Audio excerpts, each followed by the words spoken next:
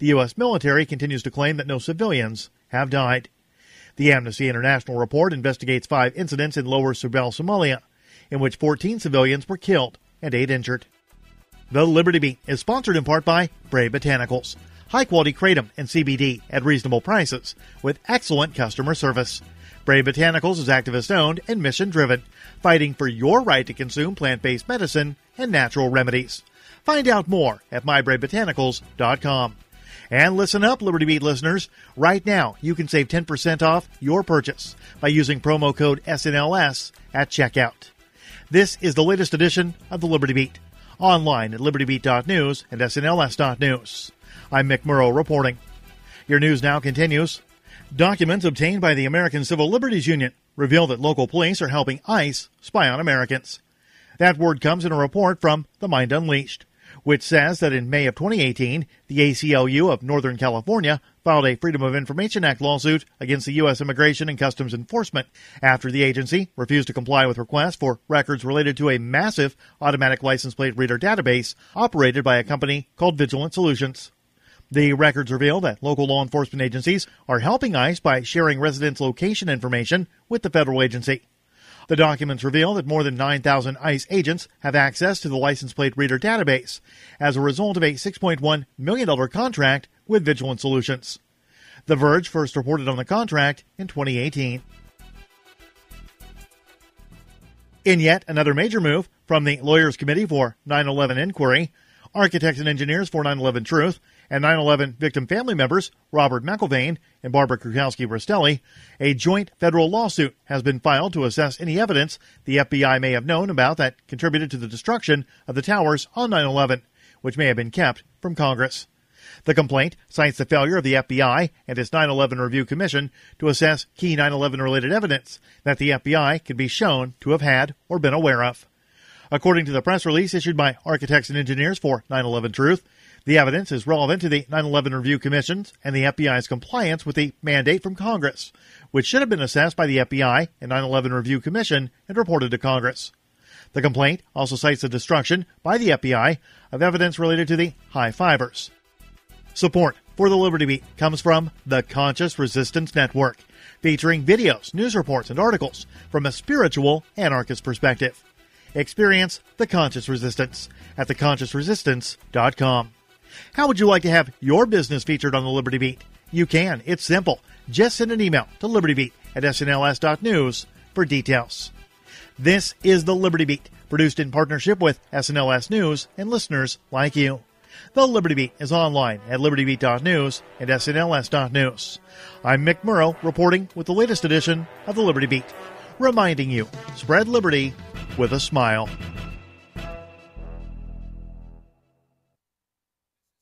Sony released this week the Nasal HD 340s, a brand new pair of high-quality nose buds designed to let users blast different scents into their nostrils throughout the day. The Onion let consumers across the nation sound off about their excitement for the new product. I've always got them in my nose. At work, at the gym, on the bus, wherever.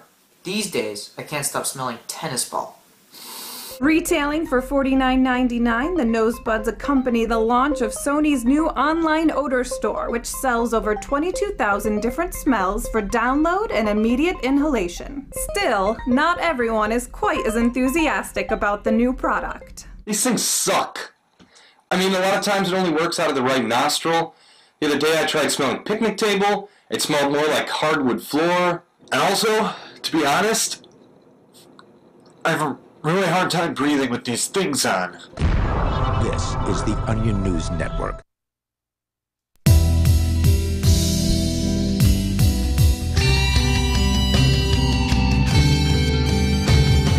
All right, welcome to the Call to Freedom here on LRN.FM, broadcasting as always from the Liberty Radio studios here in Keene, New Hampshire.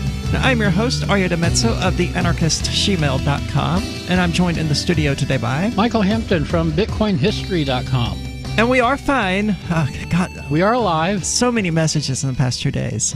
I just really needed some time off. I mean, really. But never again am I going to take 2 days off in a row because I had no idea what to do with my time yesterday. One day was good for a mental health break, but 2 was just too much. It was just too much. Time dragged by. Every single minute was just agonizingly slow. Ooh. I have no desire to live that slowly. Screw that. I want to live slowly in the sense that, I don't want to age off and die. Right. But I don't want to live so slowly that I'm conscious of like every single minute that passes. Yeah, if the seconds start dragging, you need something to do. But of course, the break gave us time to come up with interesting things to, do what we do, just Talk sort about? of BS about. Yeah. Most interestingly, the one I just saw was one that you brought in about how Grindr is a national security threat, according to the United States government. Oh, yeah, I literally just found that a few minutes ago, so I really haven't gotten quite into it. Well, the one you shared had absolutely no info in it whatsoever. It could have been fake news for, all the links it provided to back up its claims, but Googling it does in fact yield the results, largely because it's a Chinese-owned company. Is owned by a Chinese-owned company. For those who are unaware, Grindr is what they call a dating app, but it isn't. It's a hookup app for LGBTQ people. That's what I understood it to be. Yeah, well, they call them dating apps now. Like sleeping together. Right. It's that kind of euphemism. Well, with millennials these days, I'm not sure if sleeping together is a euphemism or could possibly be taken literally anymore. Well, there are certainly, segments of the population that, look for things like cuddle buddies and things like that. But that's not the point of Grindr, certainly. But according to the United States government, Grindr is a national security threat. A branch of the U.S. Treasury Department called the Committee on Foreign Investment that monitors these kinds of things has warned that the Chinese gaming company Beijing Kunlun Tech, which bought Grindr in 2016, may be a risk. The exact nature of that risk, though, is unclear. I would say so. I mean, yeah, this is all completely out of left field. Why is a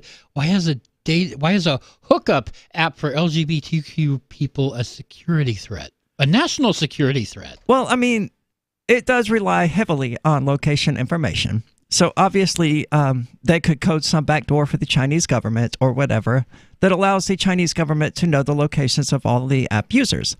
I wouldn't be surprised if that sort of thing had gone on. So all the app users who are in the federal government or the military? But just all the gay people who are using the app, I guess, regardless of whether they're in the military or not. It's not useful information. I mean, my location isn't hard to find out if you have Google. Right. Right.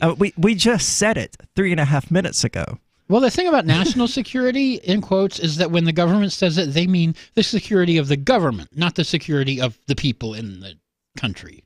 Yeah, but there's no real way that this could constitute any sort of threat to national security. Yeah, that's where I'm getting a little lost here. I mean, worst case scenario is that the Chinese government find out where all the gay Americans are.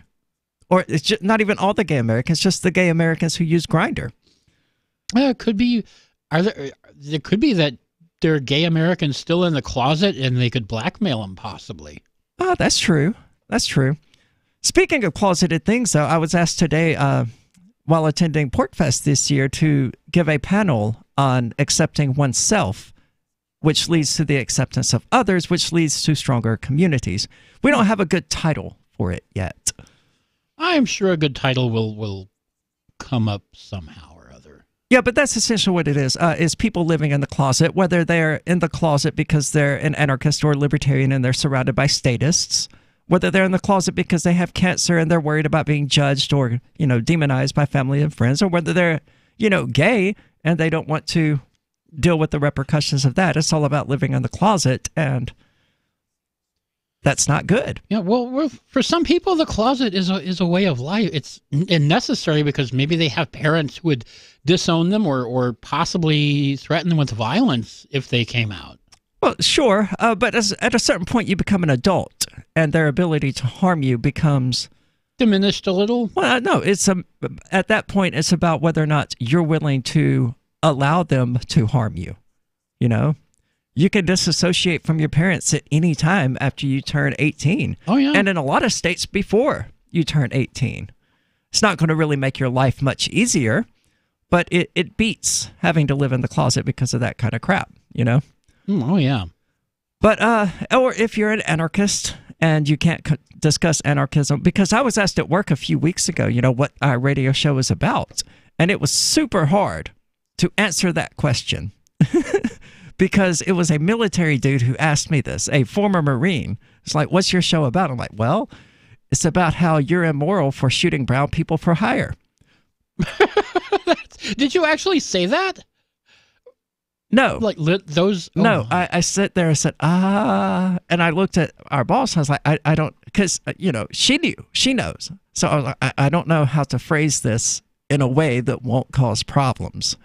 But she didn't know because she said, well, there's nobody here. Just say it. I was like, to a Marine. You want me to tell a Marine, a former Marine, what we talk about there on the show, about how cops should be shot on sight, and about how we should take guillotines to Congress, and about how, you know, the military is full of people who are literally hired killers murdering brown people on behalf of corporations. You want me to tell all of this to a former Marine who, by the way, sets off my gaydar.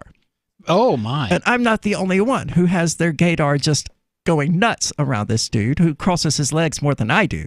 And it's just all kinds of awkward. Speaking of closet, though, it's gotta right? be a little strange. Yeah, it's so strange. But that's where I work, man. It's a bunch of strange people congregating into one area, and somehow stuff gets done.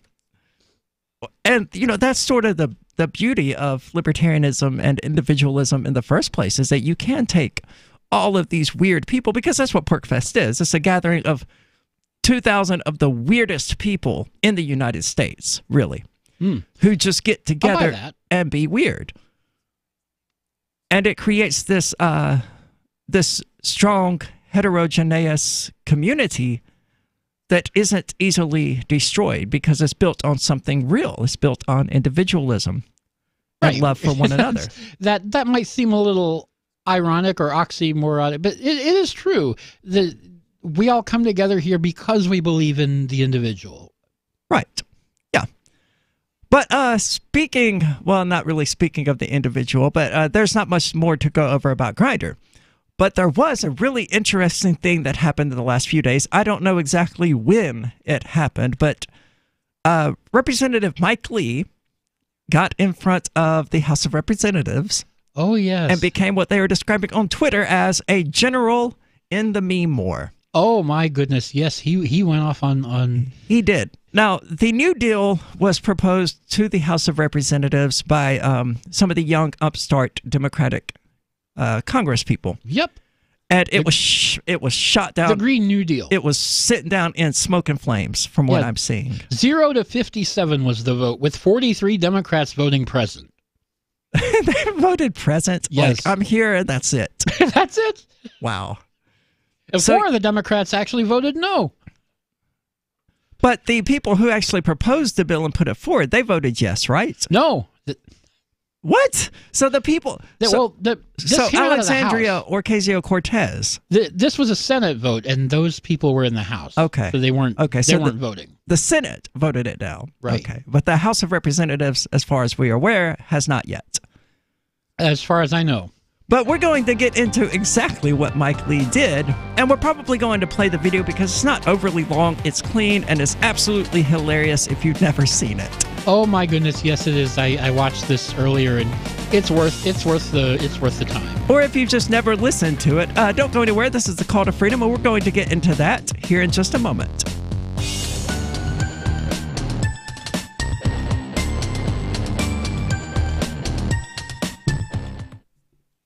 So you've signed the Shire Society Declaration and are planning your move to New Hampshire to be around more liberty-oriented people. Next, sign up for the Shire Society Forum at forum.shiresociety.com. There are a bunch of people there who are already in the Shire, and they want to meet you. If you're already in the Shire physically, you should also come by the forums. Remember, not everyone uses Facebook. New people are signing up for the Shire Society Forum every month, so drop in and say hello at forum.shiresociety.com.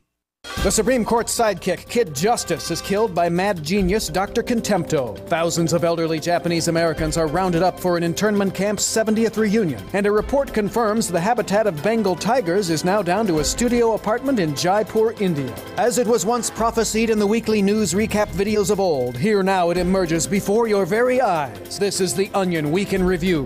Local man Matthew Hunker announced this week that he has such strong brand loyalty to Mazda that he's willing to kill for the Japanese car brand. Hunker told reporters that if he hears anyone say anything negative about Mazda's cutting-edge features, or if anyone places any other car brand above the award-winning line of 2013 Mazdas, he will, quote, personally beat them to death. You think I wouldn't slit your goddamn throat in the name of Mazda? You think I'm f***ing around?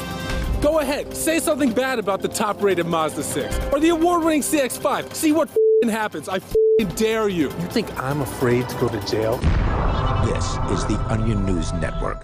The LRN.FM social media channels have been revamped. We've eliminated Facebook and focused on other platforms like Twitter and Mastodon, the decentralized alternative to Twitter. On our accounts, you'll find posts from multiple LRN.FM show hosts together in one place. Follow us on Twitter at twitter.lrn.fm, or better yet, move to the decentralized Mastodon social media platform at toot.lrn.fm, toot.lrn.fm. I think you'll like it.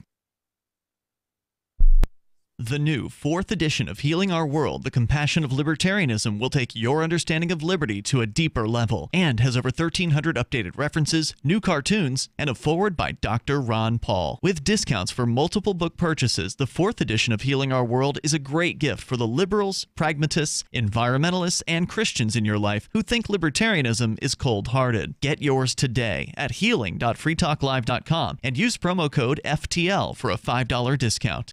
Imagine someone in your community getting in their car, turning on the radio, and hearing the Liberty Radio Network. You can make that vision a reality with your own micro radio station. Visit broadcast.lrn.fm to learn how you can put our programs on the air in your area. You can have LRN.FM running around the clock, and you can even add in your own local shows. Building a radio station is simple, but programming isn't. That's where LRN.FM comes in. Learn more at broadcast.lrn.fm. That's broadcast.lrn.fm. Since time began, tyrants have taken aim at personal liberties.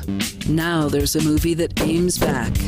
The government has no more right to tell us what to put in our bodies than they have to take our guns or tell us what books we can read. 6 drug police were eaten by bears while raiding a marijuana farm. On your knees, you dirty hippies! Jesus. On your knees! What's the problem, officer? Today, many cops who enforce pot laws do so only because it provides them with cushy jobs, good benefits, and a chance to push people around. I was an undercover narcotics officer. The drug war is nothing but a farce. The Second Amendment says you gotta keep you and your gat intact. Guns and Weed, The Road to Freedom. A film by Michael W. Dean and Nima Vadadi. DVD available now at gunsandweed.com or on Amazon. That's gunsandweed.com. Makes the perfect gift. Remember, that's gunsandweed.com. Join the LRN.FM Discord for live chat 24/7 at discord.lrn.fm. That's discord.lrn.fm.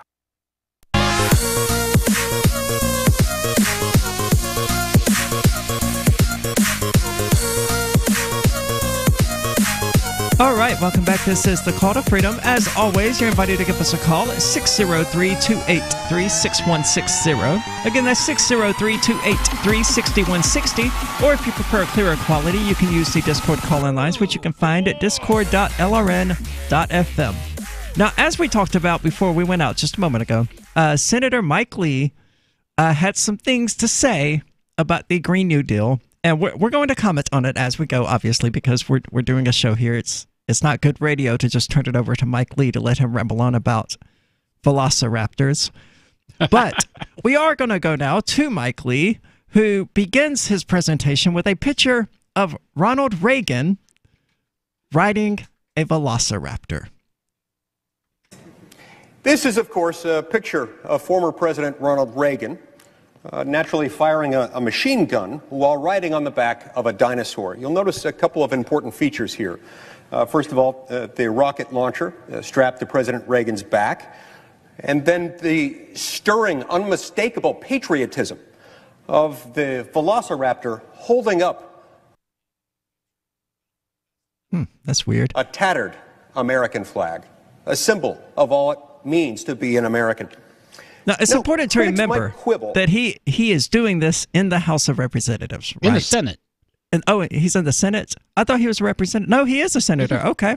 You're correct. Senator Mike Lee in the Senate doing this. With this depiction of the climactic battle of the Cold War, because while awesome, in real life there was no climactic battle. There was no battle with or without velociraptors. The Cold War, as we all know, was won without firing a shot. But that quibble... Well, that's not at all true. There were many shots fired during the Cold War, there was especially all in little Korea. proxy wars, yeah. Korea, Vietnam, Afghanistan. There were many, many shots fired. It was more of a proxy war than a Cold War. Actually serves our purposes here today, Mr. President, because this image has as much to do with overcoming communism in the 20th century as the Green New Deal has to do with overcoming climate change in the 21st. The aspirations of the proposal have been called radical. They've been called extreme. Now, until I watched this, I wasn't aware of how insane the proposal really was. Serious idea here, not one. To illustrate, let me highlight two of the most prominent goals produced by the plan's authors. Goal number one, the Green New Deal calls essentially for the elimination of airplanes. Now, this might seem merely ambitious for politicians who represent the densely populated northeastern United States. But how is it supposed to work for our fellow citizens who don't live somewhere between Washington, D.C. and Boston? In a future without air travel, how are we supposed to get around the vast expanses of, say, Alaska during the winter? Well, I'll tell you how. You don't. Tauntauns, Mr. President. This is a beloved species of reptomammals, native to the ice planet of Hoth. So they've taken down... those will get you around Alaska. They have taken down the picture of Ronald Reagan riding a velociraptor, and they have instead put up an actual tauntaun being... Well, not an actual tauntaun, but an image of a tauntaun being ridden by Luke Skywalker. Now, while perhaps not as efficient in some ways as airplanes or as snowmobiles, these hairy bipedal species of space lizards offer their own unique benefits. Not only are tauntauns carbon neutral, but according to a report a long time ago and issued far, far away, they may even be fully recyclable and usable for their warmth, especially on a cold night. What about Hawaii? Isolated, 2,000 miles out of the Pacific Ocean. Under the Green New Deal's effective airplane prohibition, how are people there supposed to get to and from the mainland? And how are they supposed to maintain that significant portion of their economy that's based on tourism? At that distance, swimming would, of course, be out of the question. And jet skis are notorious gas guzzlers. Yeah, there's no gas station between all residents here and there. of Hawaii would be left with is this. This is a picture of Aquaman, a superhero from the undersea kingdom of Atlantis, and notably here, a founding member of the Super Friends. I draw your attention, Mr. President, to the 20-foot impressive seahorse he's riding. Under the Green New Deal, this is probably Hawaii's best bet. Now, I'm the first to admit that a massive fleet of giant, highly trained seahorses would be cool. It would be really, really awesome. It would be. Yes. But we have to consider a few things. We should get on that. We have no idea about scalability or domestic capacity in this sector. The last thing we want is to ban all airplanes and only then find out that China or Russia may have already established strategic hippocampus programs designed to cut the United States out of the global market. Mr. President, we must not allow and cannot tolerate a giant seahorse gap. Goal number 2. The Green New Deal anticipates the elimination of all cows. Talking points released by the... Now, this is something I had, again, I didn't hear any of these talking points prior to watching this video, but is he really arguing, or is Alexandria... It wanted to get rid of cow flatulence by getting rid of the cows. To exterminate this entire species. That's any part of anyone's plan. It's as ridiculous as it sounds. Is to make cows extinct.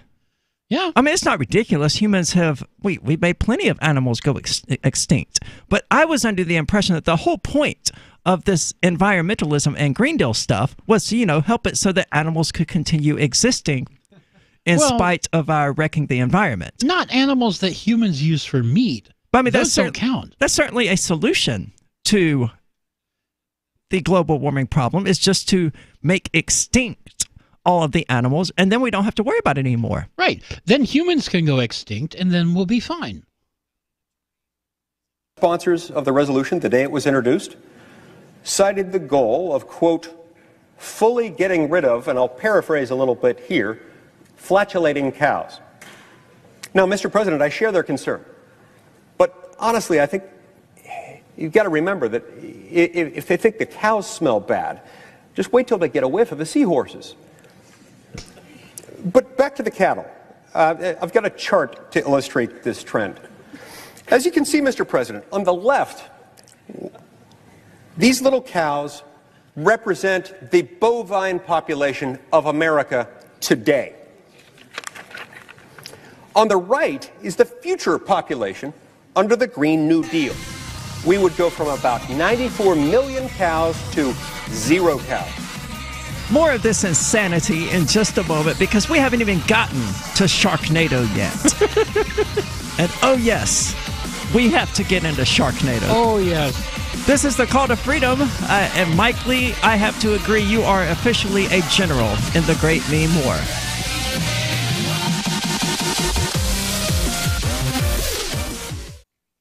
Uncovering the secrets and exposing the lies. That's what the readers of freedomsphoenix.com get every day. freedomsphoenix.com, constantly providing the information, the real news about government policies, and the real relationship we all have with the coercive government. The real condition of the economy, innovations in technology, breakthroughs in energy, health, and computer science. Learn the truth well before it's admitted to in the lamestream media. The corporate media, nothing more than distributors of government propaganda, but now there's an alternative. freedomsphoenix.com. Constant news updates on the issues that affect your life in the most important ways. With liberty and property under constant attack, freedomsphoenix.com provides the understanding behind the propaganda, and it encourages the participation of its readers. Go to freedomsphoenix.com. That's freedoms with an S, phoenix.com. freedomsphoenix.com. The revolution between the ears has already happened. Cell 411 is a free app for Android and iOS that replaces government-controlled 911. Cell 411 allows you to preset a group of friends or private organizations to show up at any emergency. Cell 411 is a nightmare for the state because it proves their so-called services aren't needed. Cell 411 has had thousands of installs, and of course it's covered by the BIPCOT no government license. Cell 411 because your friends won't shoot you when you're in trouble. Without the government, who would build the emergency services? You and Cell 411. Get it today at getcell411.com. Why did you move to the Shire? I moved here to the Shire because there's other people around who take liberty just as seriously as I do. I moved to the Shire because I saw videos of people challenging authority and thought that I could get support myself. It called to me, like, do this, right now. I wanted to be around people like me who got it, and once I got here, I knew there was nowhere else that I wanted to be.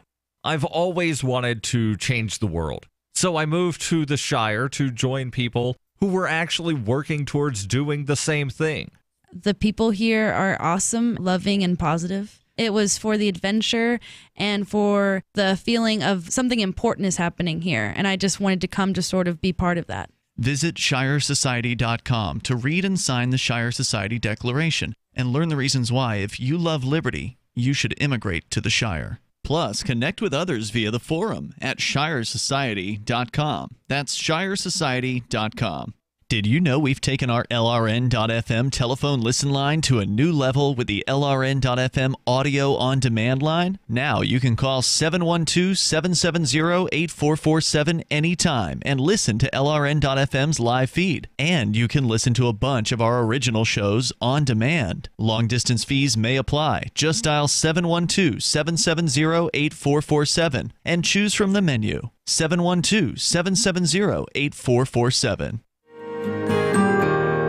So the protection of life, liberty, and property is what the Free State Project is all about. But it's an effort to move 20,000 people who understand. It's about demonstrating to the entire country that, yeah, we can have a free market, a truly free market. Making it just a freer, great place to live.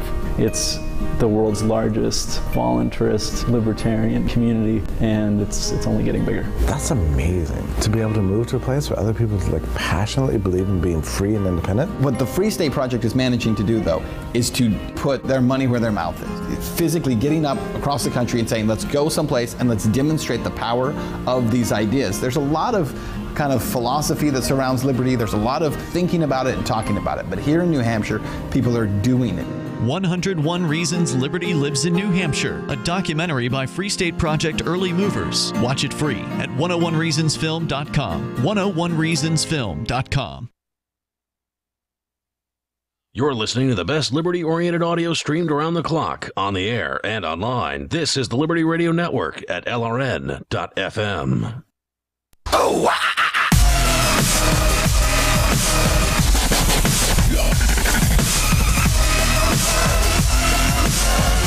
Welcome back. This is the Call to Freedom. As always, the Rational Review News Digest, which you can find at rationalreview.com, is the Freedom Movement's daily news digest, aggregating stories from all over the internet that are of interest to libertarians and liberty-minded people.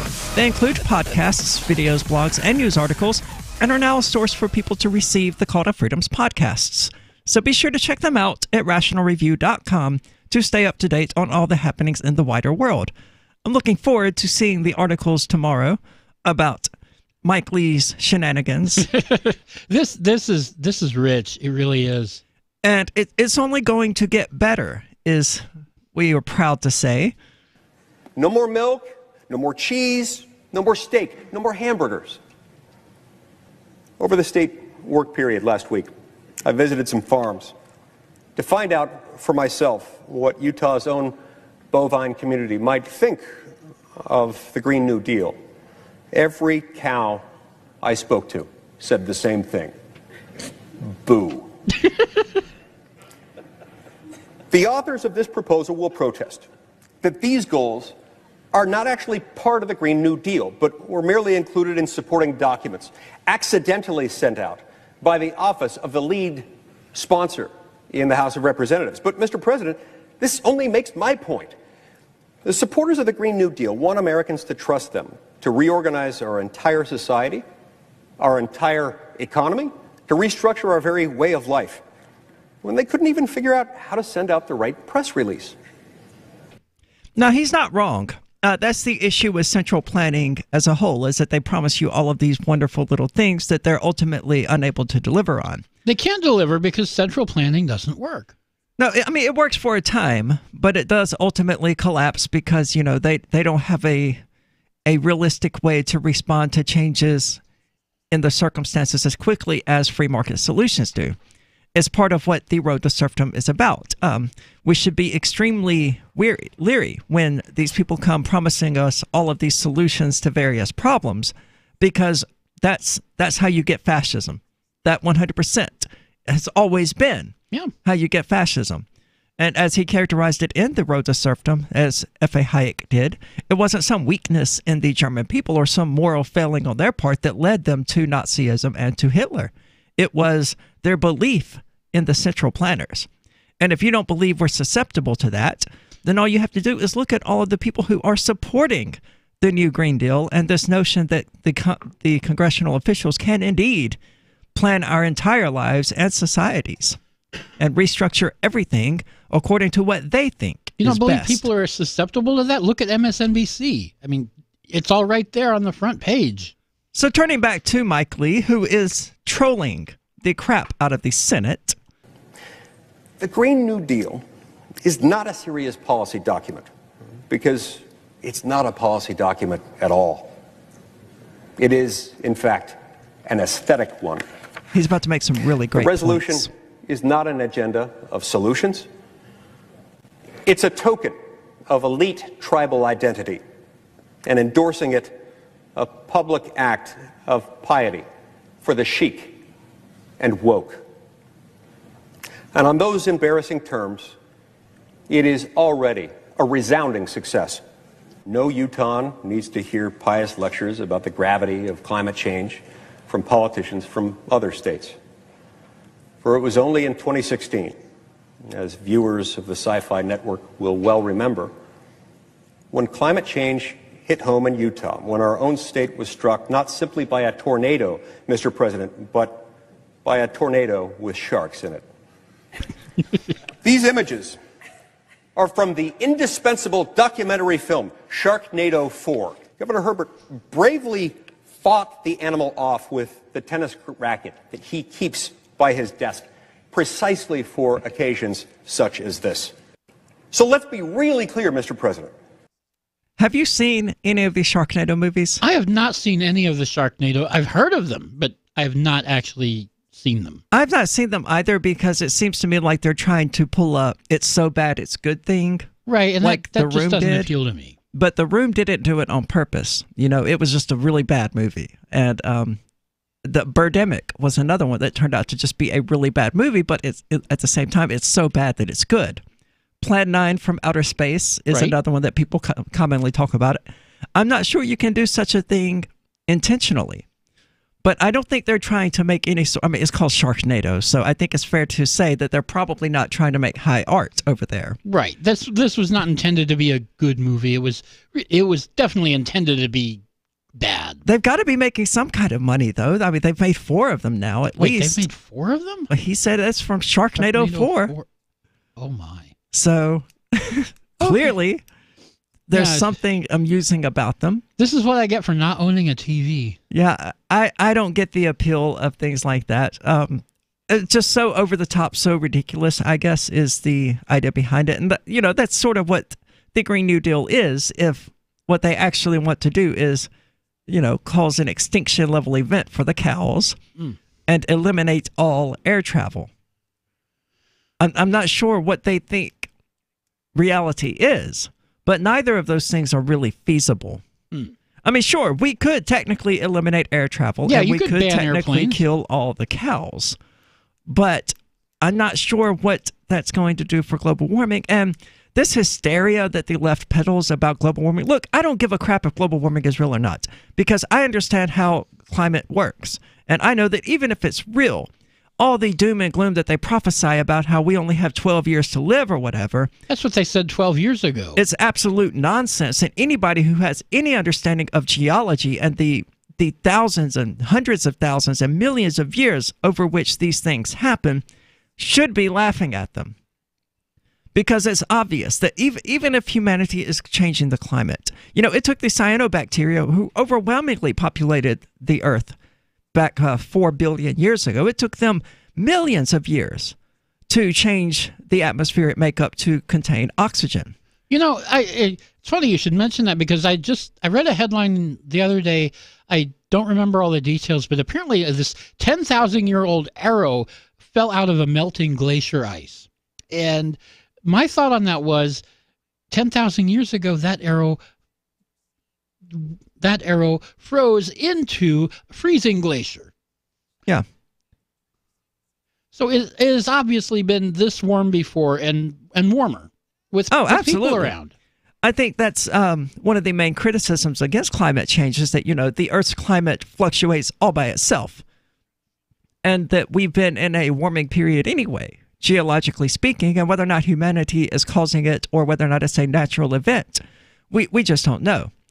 Now, it would be strange to me to find out what mechanisms are causing these ice ages and these hot ages, or whatever they're called, because that seems to me, I mean, Earth's climate should be more stable than that, I would expect. One would think, I'm not sure science is really all that interested these days in what actually happened back then, because it doesn't serve the narrative that they're getting paid for. Yeah, and they are absolutely getting paid for it. I wish I could still find it, but I found it live back when it happened in 2007, 2008, when one of the prominent global warming scientists had their email hacked, and within it, the hacker found all kinds of emails about how data had been altered. Oh yeah, ClimateGate. Is that they? Yeah, they called it ClimateGate. Why do people do that? Why do they put "gate" on the end of every interesting thing that happens? Because Watergate, and they don't realize Watergate was the actual name of the hotel. Yeah, I mean there's been Gamergate, and each time I hear something like that, I die a little bit inside, just because of the horrific lack of creativity. You find out people are leaking or are faking climate data, and you go with ClimateGate. That's the best anybody came up with. Apparently so. And Gamergate was the best anybody came up with. Not incels get pissed off at feminists gate or whatever. If they have to fix the word gate to it, can they at least be creative? I guess is what I'm saying. Probably not. Not go to the obvious. But I really wish that, we would just stop putting gate at the end of everything interesting. Is this going to be Meme Gate? Mike Lee and Meme Gate. We'll be back. This is the Call to Freedom. Don't go anywhere.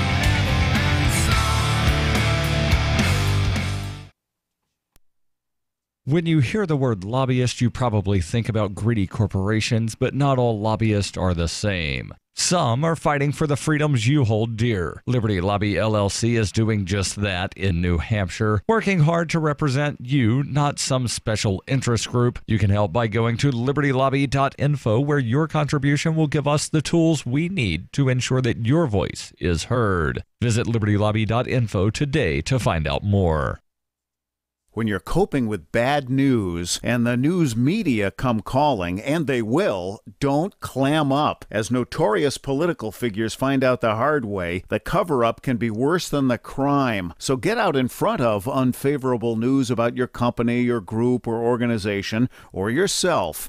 The sooner you confront a negative story, the sooner it will be over. Responding as quickly to negative stories as you do to positive ones enhances your credibility. Hiding embarrassing information or lying will do more damage than damage control. Never stonewall. Tell your side of the story, use specifics, and detail what corrective action has already been taken. Respond in kind. If the issue is emotional, don't sound like a cold, unemotional Mr. Spock. For more tips on critical communication skills for the way things are now, hit survivalspeech.com. I'm Holland Cook. Some of you asked, and now we've delivered. LRN.FM's live Keene, New Hampshire studio shows are now streamed in HD on Twitch. Visit our channel at twitch.lrn.fm and give it a follow. If you have Amazon Prime, you get one free subscription on Twitch. If you use it on our channel, Twitch will give LRN.FM a monthly piece of your Prime subscription cost. So please watch, follow, share, and subscribe to twitch.lrn.fm. That's twitch.lrn.fm. Are you a cryptocurrency advocate? The Crypto Tip is the ideal outreach tool to help new people discover cryptocurrency. It's a printable business card-sized tip that you can give to service providers, preferably in addition to a good cash tip. When the server scans the QR code, it'll bring up an explanation of cryptocurrency, how to install a wallet, and allow them to claim the tip. If they don't claim the crypto, you get your tip refunded to you after a time period you specify. Plus, if they do claim the tip, you get an email alert. Create as many tips as you want at cryptotip.org. That's cryptotip.org. Did you know you can listen to LRN.FM via our free-to-air satellite channels? We have channels over nearly all of North America and much of Africa. All you need is an affordable receiver and a dish as small as 30 inches. There are no monthly fees. Learn more at sat.lrn.fm. Plus, if you are a broadcaster or want to be one, this is a good delivery method for our content. See our coverage maps and get details at sat.lrn.fm. That's sat.lrn.fm. sat.lrn.fm. Free Talk Live. Well, I'm a working police officer. I'm actually on duty in a small town in Central Texas. I've been doing this job 10 years. 99% of what you guys talk about is dead on. We got guys getting into this profession just to wear a badge and play God. It's getting worse and worse. There used to be a couple of decent guys that I worked with. Both of them have quit. Why did they quit? Well, it's because of the BS. We can't help the people that actually need help, which is what you get into this job to do if you're a good person. It's interesting that whenever honest cops call in like you, we get the same story, that the corruption rises through the ranks, that the good guys, the guys like you that got in to make a difference and actually help people and catch the real bad guys, the guys like you end up getting frustrated by the system, frustrated by the corruption and the bureaucracy, and they end up quitting, which of course means that more bad guys can move in and move up through the ranks. Is anything inaccurate about that? No, sir. That's my point entirely. Free Talk Live, 7 nights a week from 7 to 10 Eastern, live on the Liberty Radio Network at LRN.FM. Do you love Twitter? Make sure you favorite the LRN.FM Twitter account so you can receive our tweets at twitter.lrn.fm. That's twitter.lrn.fm.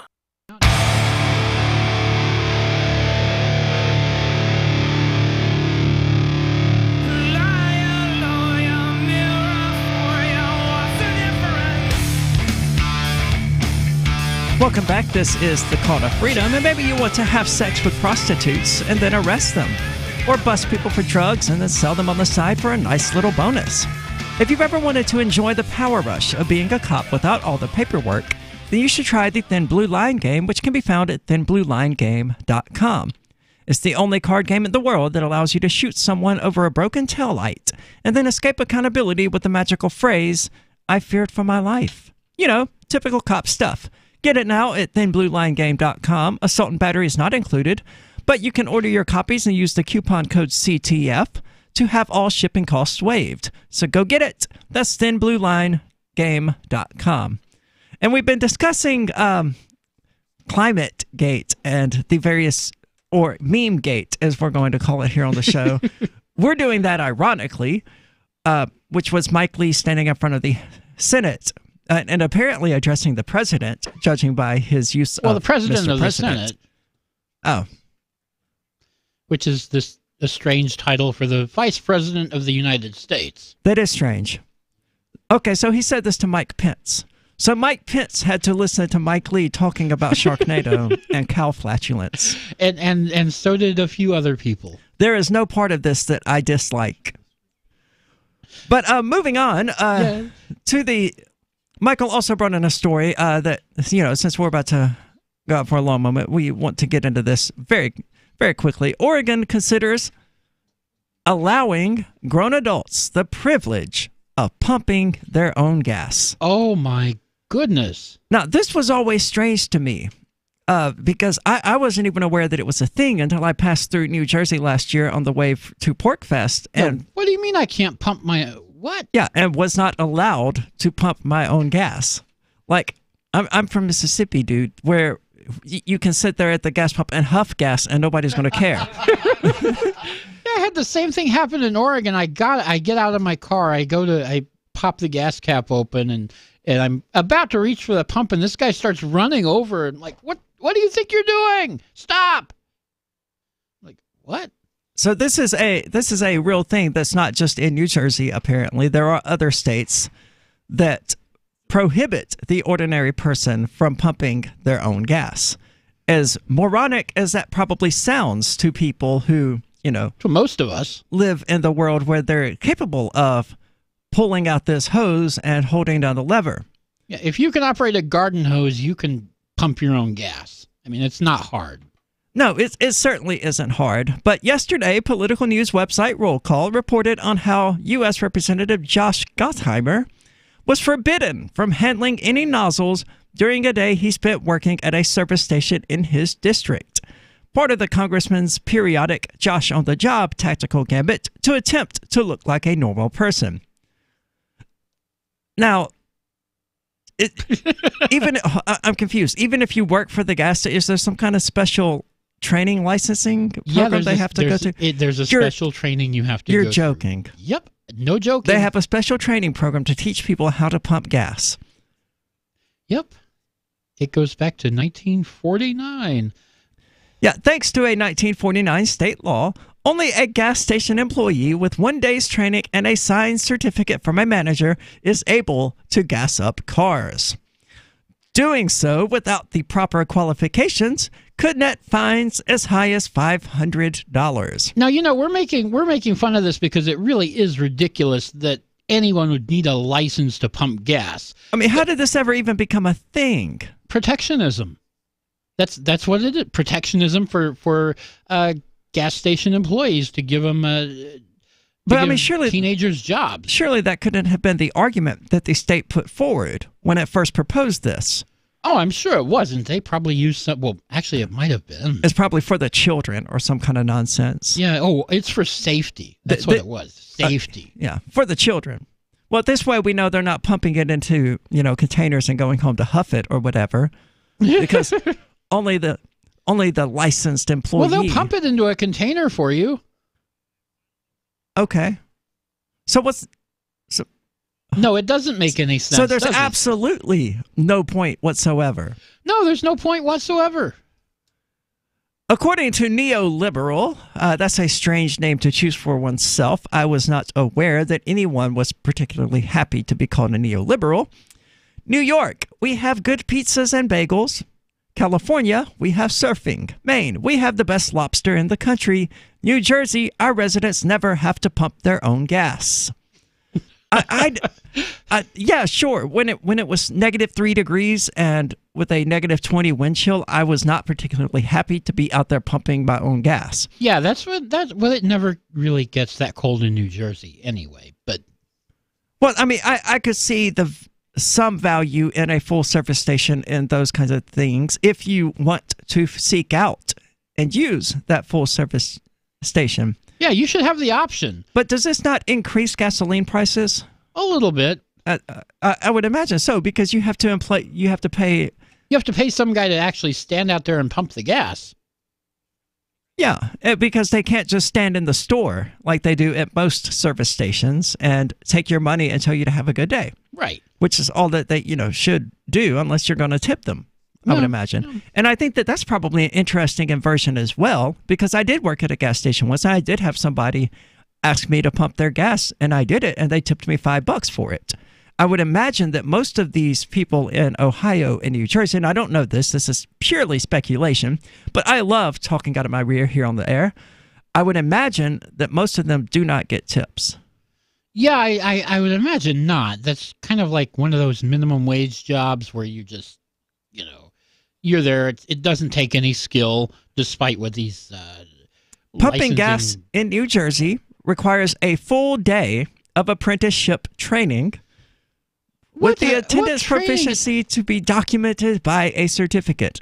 Now, I remember How does it take a full day of training to learn how to pull a handle? I mean, come on. I can't imagine how. I mean, I remember being trained to pump gas. My father said, take that, put it in there, and hold that down. It takes 30 seconds. And bam, my training was complete. It took longer for me to learn how to change a tire, which most people have to do on their, well, not most people because they just use AAA or something. But I've decided that AAA is for people who like iPhones. I'm not going to explain that at the moment. But the mocking of the Garden State is likely to only get worse as Oregon, the only other state in the union to ban self-service, continues to liberalize its gas station regulations. This week, a bipartisan group of legislators in Oregon introduced a bill that would allow gas stations to designate up to 25% of their pumps as self-service. So it's a little bit of freedom. Yeah, we're starting to get there. They can have some freedom. They can have 25% of the freedom to pump their own gas. The idea is to give those consumers crazy enough or brave enough to want to pump their own gas the option of doing so. Oh, my goodness. I can tell you exactly what will happen, though, because the self-service price will be 20 to 30 cents per gallon cheaper than the full-service price. That's how it used to be, because there used to be gas stations everywhere would have some self-service and some full-service. This was 30, 40 years ago. But almost nobody used the full-service because it was cheaper and more efficient to just get out and pump your own gas. Well, there were still people that used the full service. Well, yeah, like old ladies and crap like that. I didn't say nobody used it. I said it was much more popular to use self-service. Well, they also cleaned your windshield and checked your oil and all that. But I mean, you can still get all of that from a gas station employee. You just have to be willing to pay them extra. Even at a totally self-service station. Right. If you're willing to give the employee a $5 tip, they will come out there and pump your gas for you. Oh, I'm sure they will. If there is somebody there who can cover the inside of the store while they're outside. If there's not, then they kind of can't leave the building. But yeah. Providing the option of self-service would primarily help when pumps are very busy and attendants may not be able to keep up with the demand. That's pretty short-sighted there. Having a self-serve option would allow drivers who feel comfortable pumping their own gas to do so and get back on the road. Now, does anybody in Ohio or Oregon, not leave the state of Oregon? Oh, no. The most Portland area, everybody goes up to Washington, and in Washington, you pump your own gas. So they leave, pump their own gas, and then come back, and they're treated like they're mouth-breathing potatoes who can't figure out how to pump gas. Or people in Southern Oregon go to California. So, no, yeah, they're all mouth-breathing potatoes that don't know how to pump gas. According to the government.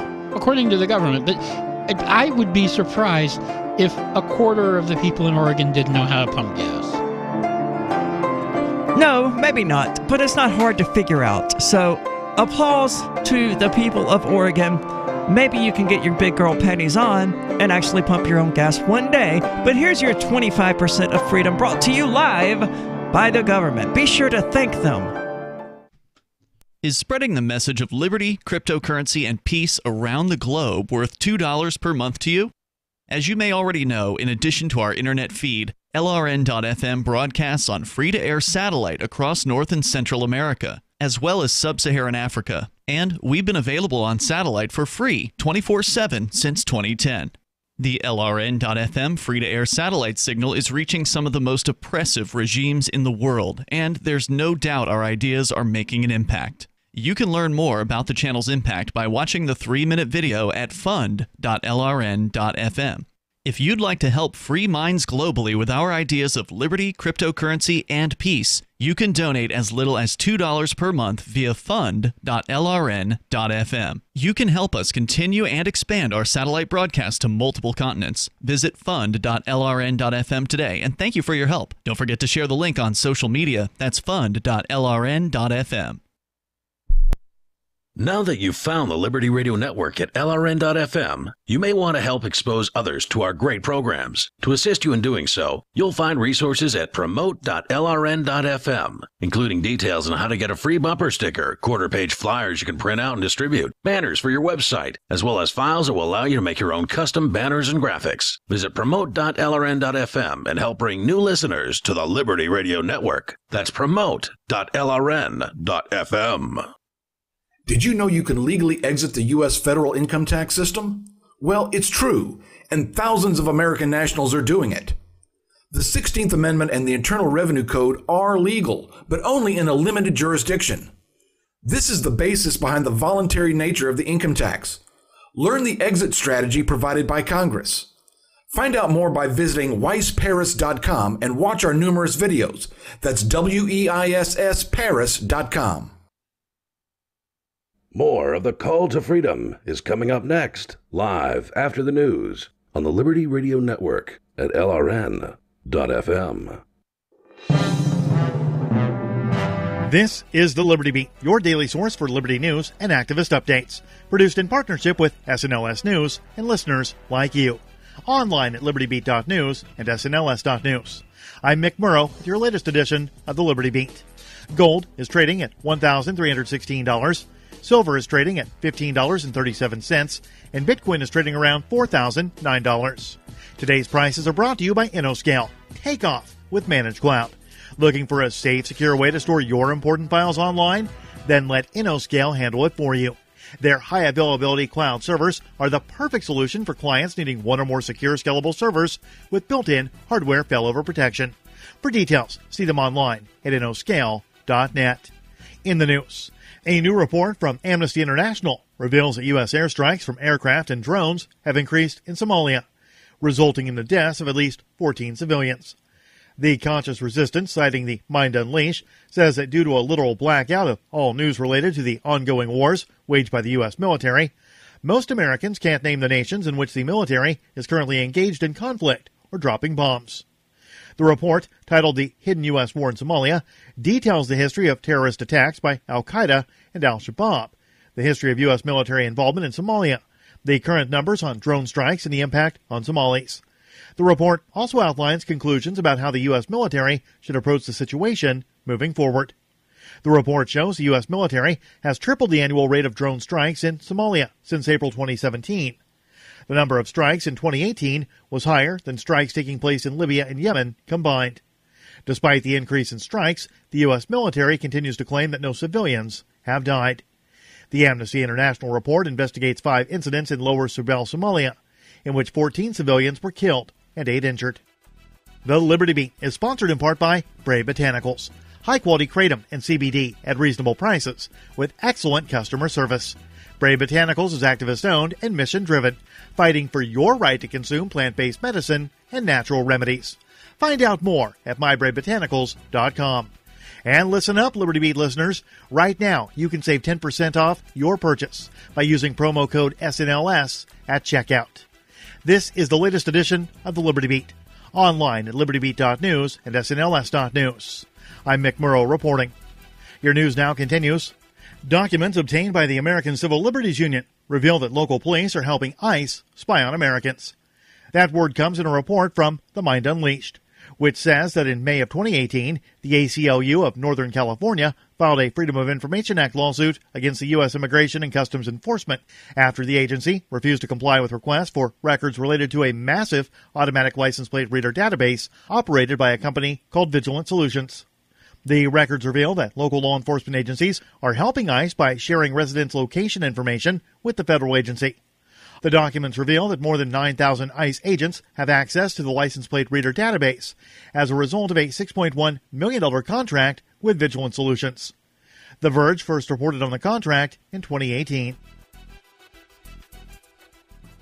In yet another major move from the Lawyers Committee for 9/11 Inquiry, architects and engineers for 9/11 Truth, and 9/11 victim family members Robert McIlvaine and Barbara Krukowski-Rastelli, a joint federal lawsuit has been filed to assess any evidence the FBI may have known about that contributed to the destruction of the towers on 9/11, which may have been kept from Congress. The complaint cites the failure of the FBI and its 9/11 Review Commission to assess key 9/11-related evidence that the FBI can be shown to have had or been aware of. According to the press release issued by architects and engineers for 9/11 Truth, the evidence is relevant to the 9/11 Review Commission's and the FBI's compliance with the mandate from Congress, which should have been assessed by the FBI and 9/11 Review Commission and reported to Congress. The complaint also cites the destruction by the FBI of evidence related to the high fivers. Support for the Liberty Beat comes from the Conscious Resistance Network, featuring videos, news reports, and articles from a spiritual anarchist perspective. Experience the Conscious Resistance at theconsciousresistance.com.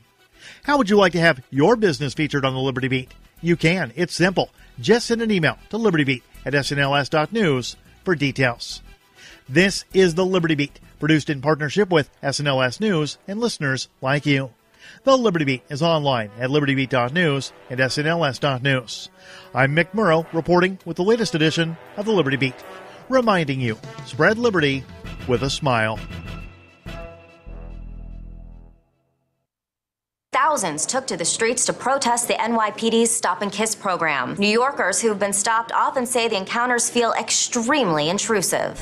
Going through my pockets, throwing my stuff on the ground, kissing me on my neck and face. They push me up against the wall and start nibbling on my ear. Joining us now is legal analyst Susan Hughes and Mark Brennan, a former police officer who has defended the Stop and Kiss program. Look, it's one thing to kiss someone who you think might commit a crime, but these officers are just kissing people left and right with no probable cause. If you've got nothing to hide, then it's not a problem. They just stop, ask where you're going, give you a gentle kiss or two, and let you go. Mark, there have been examples, public examples, where these procedures have just gone too far. Let's take a look at a disturbing cell phone video that's been making the rounds on the internet. Stop! Put your hands on your head. Oh, come on, man. They just kissed me 2 blocks ago. Come on, man. I didn't do anything. Shut the f*** up and let me kiss you. Look, the cops can either kiss people now before there's violence, or they can be kissing a bunch of dead bodies at a crime scene. This is the Onion News Network.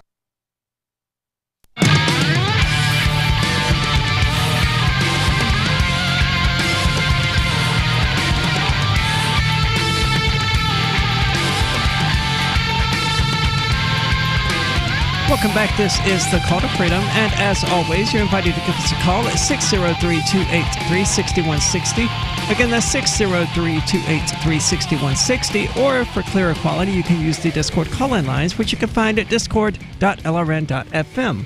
Speaking of the Discord call-in lines, we go now to freaking Bobby, who is using one of our call-in lines because he would like to talk about the whole gate thing as well as climate change. So what's on your mind, freaking Bobby? What's up, Aria? You look beautiful today, as always. I always got to say that. I know I'm wasting time, precious time on the air, but I had to say it. Oh, thank you. Okay, so now the gate thing, I don't think we're ever going to be able to get that out of the, and I had to look this up. I didn't know if it was the American, it's American Lexicon. Right. And so now the word lexicon has a number of closely related meanings, which can also lead to confusion and may cause the word to be used awkwardly. Well, we're familiar with the linguistics of the word lexicon. Okay. So anyway, the whole gate thing, I think we're stuck with it for like 10, 20, 30 years. Whenever there's like, a scandal, it's going to be, a hair gate or, whatever gate. I think it's sealed. I don't think we're going to get rid of that. Yeah, I think you're correct. I mean, it's been going on now. When was the original Watergate? Yeah, Watergate in the 80s? No, it's the 70s, like 71-ish, 72. I mean, we've been dealing with it for close to 50 years now. It's certainly not going anywhere. Yeah, so, and then it just got popular now since there's so many scandals now, that now everything is, I mean, I didn't hear it until early 2000s again. You heard Watergate, and I'm around 30, and then I heard it maybe around 2002, 3 for something, and then ClimateGate just was huge. I mean, now everybody uses ClimateGate, and Ari, I too hate the how everything now is kind of got a gate in front of it if it's a scandal. But I guess that's Nixon just making everything famous again. I don't know how much of the blame really falls on Nixon. Certainly he was there for the original Watergate. Yeah, Watergate was Nixon's fault, but I don't think gate entering the language is necessarily Nixon's fault. No, well, we can always blame we can blame it on Nixon. Why not? Yeah, he's dead. I can blame anything on him I want, but it doesn't mean it's necessarily fair. Sure. And so now, I don't know. I'm not a scientist, of course. That's funny because I tell people now, I'm not a doctor, and the light goes off when you look at me and say, yeah, I can kind of tell this guy's not a doctor. Anyways, now I don't think anybody. What makes me upset though is when they say the science is in. How is that science for either case? Well, that's part of the whole religionizing of science that's been going on here in the United States, where it's treated as a religious phenomenon rather than a scientific one. Where because the scientists are currently saying this, I mean, for all intents and purposes, they are priests in the modern world. And people treat what they say with the same gravity and the same respect that people of the Middle Ages treated the priests of their own time. Dangerous. Oh, it's absolutely dangerous because any scientist who says that the science is settled is not a scientist. That's not scientist. That's not science. That's not how it works. Science is never settled at all. That scares me. It doesn't really scare me either way. I mean, religion has always existed. This is just a different manifestation of it. That same tendency of people to latch onto some kind of belief system as their absolute truth. And whether people were doing it with Christianity or whether they're doing it today with what they're calling science, it's no more dangerous to see them doing that than it was to see what people did in the name of Christianity with the Salem witch trials and the Crusades and the Spanish Inquisition. Yes, I can you're certainly 100% right. I can certainly see how, because of the religionizing of science here in the West, that it could lead to a new sort of witch hunt, a new crusade, or a new inquisition against anyone who disagrees with them. What do you mean could lead? You We're might not say that's already started. dude, we are far from any. I don't like that kind of hyperbole. We are far from any kind of inquisition or crusade. Well, no one's getting killed yet, but if they start, it could we got certainly guns. lead to that. I mean, they were probably likely saying that during the Middle Ages as well. That nobody's going to kill you. They're just looking for witches. And then they killed tens of thousands of innocent people. Yeah, but have you seen what they do to people they call climate deniers? Science deniers. They publicly Will did lynch this you. as well, and we argued about it. See, lynch is more hyperbole. I don't know why people just jump so readily to social ostracism on the internet. I shouldn't use it like that. Social ostracism on the internet is not life-threatening. Even if it causes you to lose a job, you're not being the subject of a witch hunt. You're true, yeah. You're being inconvenienced. Yeah, okay, it is. That's also one of those. Now that's a lexicon. Why would I use that? That's also a program thing. How I said they publicly lynch you. Yeah, you're right about that. I never thought of it like that. That's great. I like that. So it's thank you. But they publicly. It's what should we use? It's it's just ostracism and shaming. Yes, that they publicly try to, and then that's ridiculous. If you lose friends over. If you believe climate change now, I mean, it's just getting ridiculous. I'm just tired of all of it, aren't you? I mean, we gotta still, peacefully fight. But I think we're doing like what you're doing, how we're talking about it. I think anybody that says the science is in is a liar and they're scam artists, and run from those people. I would agree with that assessment entirely. People like Neil Tyson, Stephen Hawking, and Bill Nye the Science Guy. Those are my main three. They are. I used to love Bill Nye. I used to love him. I mean, they are the popes of this new religion. Yes. And it was in my Facebook timeline before I deactivated permanently. Well, I have it deactivated permanently. I'm not doing that until I get off work tonight to give people time to know that I'm fine. Please stop freaking asking. I'm leaving Facebook. But goodbye. Good. In my memories is my post where I saw somebody had created, presumably somebody with Neil Tyson's PR team, of him standing in front of a sun that looked identical to an Egyptian halo, an Egyptian sun disk or a halo. And I put it side by side with a medieval painting of Christ standing in front of a sun right behind his head, like an Egyptian sun disk, or what Christianity warped into the halo. And it's identical. You've got Neil Tyson standing there looking exactly like Jesus. Oh my! It couldn't even have been unintentional. These similarities are so stark. But it seems that I was the only one who pointed out, this is your proof right here that this crap you're peddling is religion and not science.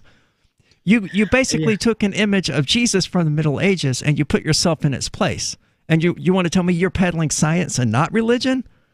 Yeah, or that's peddling books. Pretty damning evidence. Yeah, or peddling popularity and books. And Bill Nye used to be, like when I was growing up and I watched him, and I used to love Bill Nye, the science guy.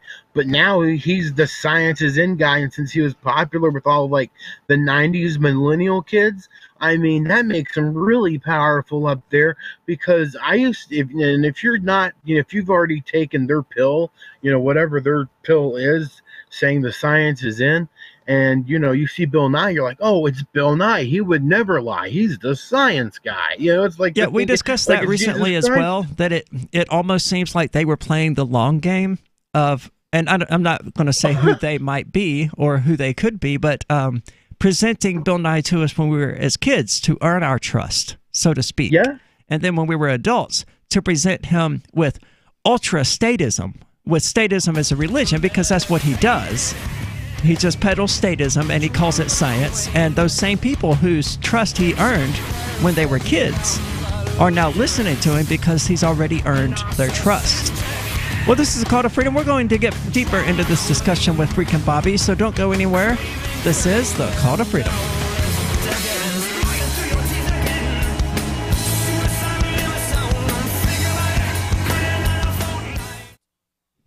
Free speech is protected on the internet, right?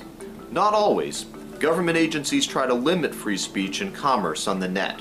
Luckily, when they do, The Institute for Justice is there to defend your First Amendment right to free speech.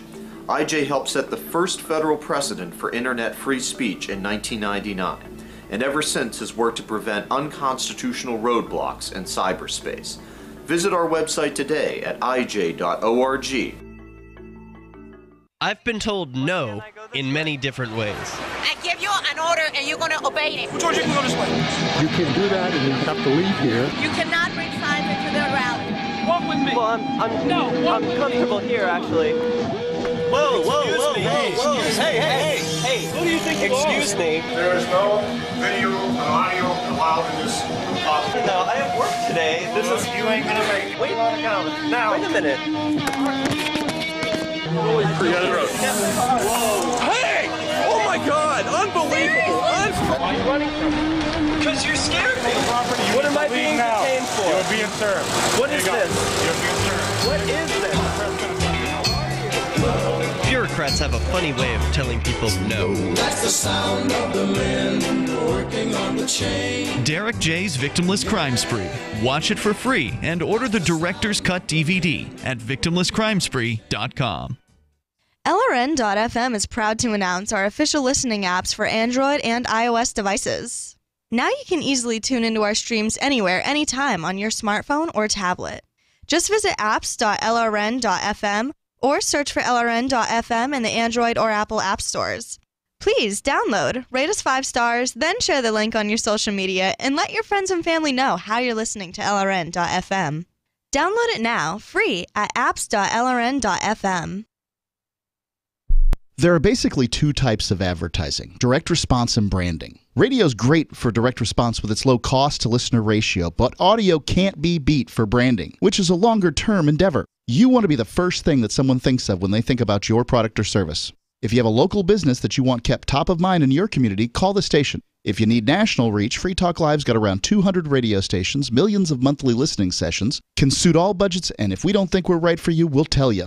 Email me, mark@freetalklive.com. There are lots of ways to listen to Free Talk Live. Our podcast has been around since podcasts began, and now the FTL feed is loaded with content besides our full show archives. Did you know that we make it easy for you to customize your podcast subscriptions? We have different feeds, one that includes only our full shows, one with just the Daily Digest, and one with just the Edgington Post. You decide what you listen to. It's quick and easy to customize your feeds at feeds.freetalklive.com. That's feeds.freetalklive.com. On Free Talk Live, we're bringing people to the ideas of liberty every day. From wrestling superstars like Glenn Jacobs. You guys really are having an impact, I believe. Like I said, a lot of where I am now is due to listening to Free Talk Live. You changed my mind on some very important issues years ago. To random people tuning in on the radio. I was kind of stuck in the left-right paradigm. I heard your show by chance on a Saturday night. From there, I went on, joined the Free State Project, and become an amplifier. So, I mean, that's really the reason why I amp is because I know that if it wasn't for you guys being on as many stations as you are, I never would have found the ideas of liberty. Your amp will directly change more lives by getting Free Talk Live in front of people looking for talk radio online and on the air. When you amp Free Talk Live, you get perks like access to the AMP-only Facebook group and AMP podcast. Visit amp.freetalklive.com. You can put the Liberty Radio Network on the air in your area. Visit broadcast.lrn.fm to learn how. Broadcast.lrn.fm.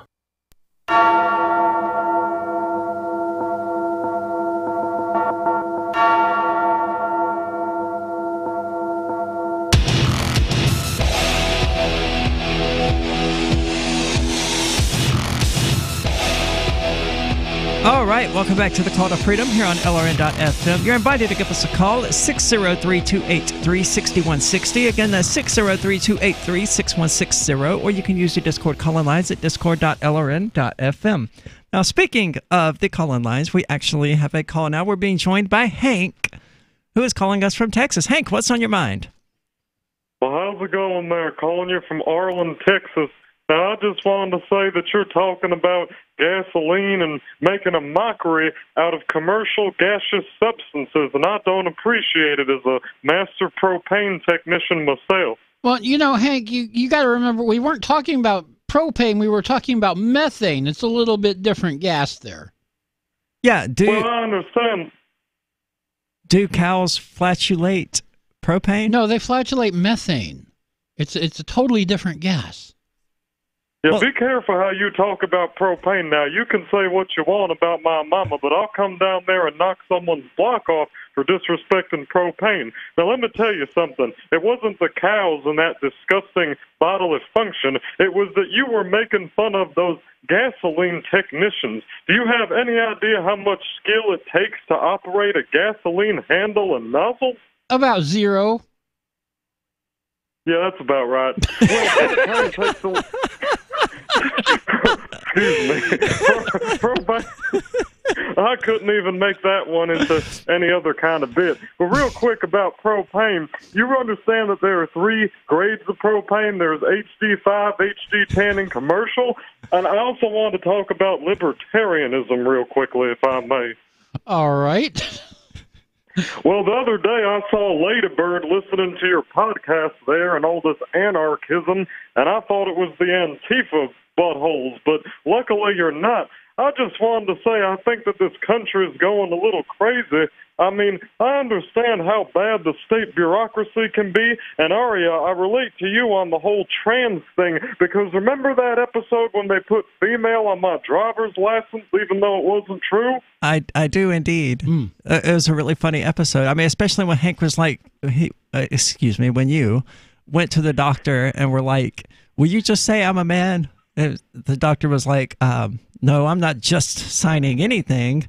It's like, can't you tell the difference between a real one and one that's jerry-rigged out of a toe? It was like, not That's legally. Right. No, you're right. And back then I wanted to be gendered. Now, heck, there's even the episode where what's his name, Bill, was pretending to be a flaming gay man to cut hair at Hottie's so he could be with all those hot women. And then Dale was working at Hooters that time. The thing is, you can't even have experiences like that anymore. Now it's called transphobic. Now it's called homophobic. Everything's racist. I gotta tell you what, I was telling Peggy the other day, she can't even be an adjunct teacher no more because she's being called what were they calling her? Bobby, what were they calling your mom the other day? A straight cis white woman, Dad. A straight cis white woman. I never even heard this term, cis. Oh my! Hank, thank you so much for the call. We are not fans of that kind of mentality either. I think that if a teacher is qualified to teach children, then it really doesn't matter what her characteristics are. Yeah. What is your identity or your intersection or lack thereof have to do with your qualifications? Yeah, certainly nothing. He's not wrong to point out that, this sort, and it comes back to what you were talking about a little while ago, or what freaking Bobby was talking about, which is the increasing divides between people on the basis of these political beliefs. Where, I was in this group called Pantsuit Nation, just for the lulz, like right after the election. Because they're called Pantsuit Nation, right? Okay, I've never heard of this. No, it's a secret group, but it's okay. I don't know how secret it is. There are millions of diehard Hillary Clinton supporters in this group, and oh my God, the tears were so glorious. But you had people posting openly that they weren't going to go to their Thanksgiving dinners with their families because their father-in-law voted for Trump. Oh, things like that. This group is full of people like that. Yeah, okay. That's all it is people like that. And I don't condone that kind of mentality, I think that these sort of discussions should happen, and you're not communicating with people if you're shutting them out of your life over a disagreement. Now, the thing I don't think people have quite realized about this is that no one agrees with anyone else on anything, on everything. You're going to have some point of disagreement with every single person you ever meet. You may never discover what that is, but it's there. And part of being human and living in a functional society is learning how to deal with these disagreements in a reasonably civilized manner, and avoiding them is not healthy. It's not disagreement that's the problem. People disagree about all kinds of things that they write off as being insignificant.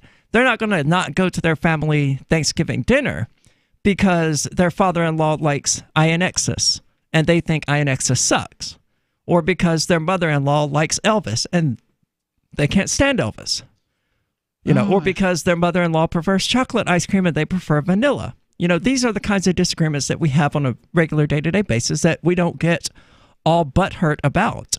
Right. Those are not that important. But politics has become so important in the United States that it will destroy families, it will destroy relationships, and it will destroy friendships if you happen to disagree with somebody about how they want to run your life. And that's what it seems to ultimately come down to, because I'm not aware of this happening with libertarians. Well, libertarians fight over everything. Yes, but we don't go, I'm not going to my family's Thanksgiving dinner because they're a bunch of statists. We don't do that. That's insane. We're surrounded by statists. We have to coexist with them. It doesn't make any sense at all to attempt to segregate ourselves away from them. In fact, more often than not, it's going to present us with the opportunity to proselytize these people, to preach to them and attempt to convince them that, hey, I realize that you feel really strongly about this, but I don't like giving up control of my life to you. Just as you don't like giving up control of your life to your genderqueer 18-year-old nephew who just got the power to vote and identifies as an owl. I don't like it any more than you do. That's why we should get rid of the entire apparatus that allows one person to dictate the life of another person in the first place. That to me is the solution. But because the state exists and it has become so adept at selling us hate that we are increasingly divided. And Judd Weiss did an amazing series of videos on this subject. It is absolutely a hate sell that we're being peddled every election.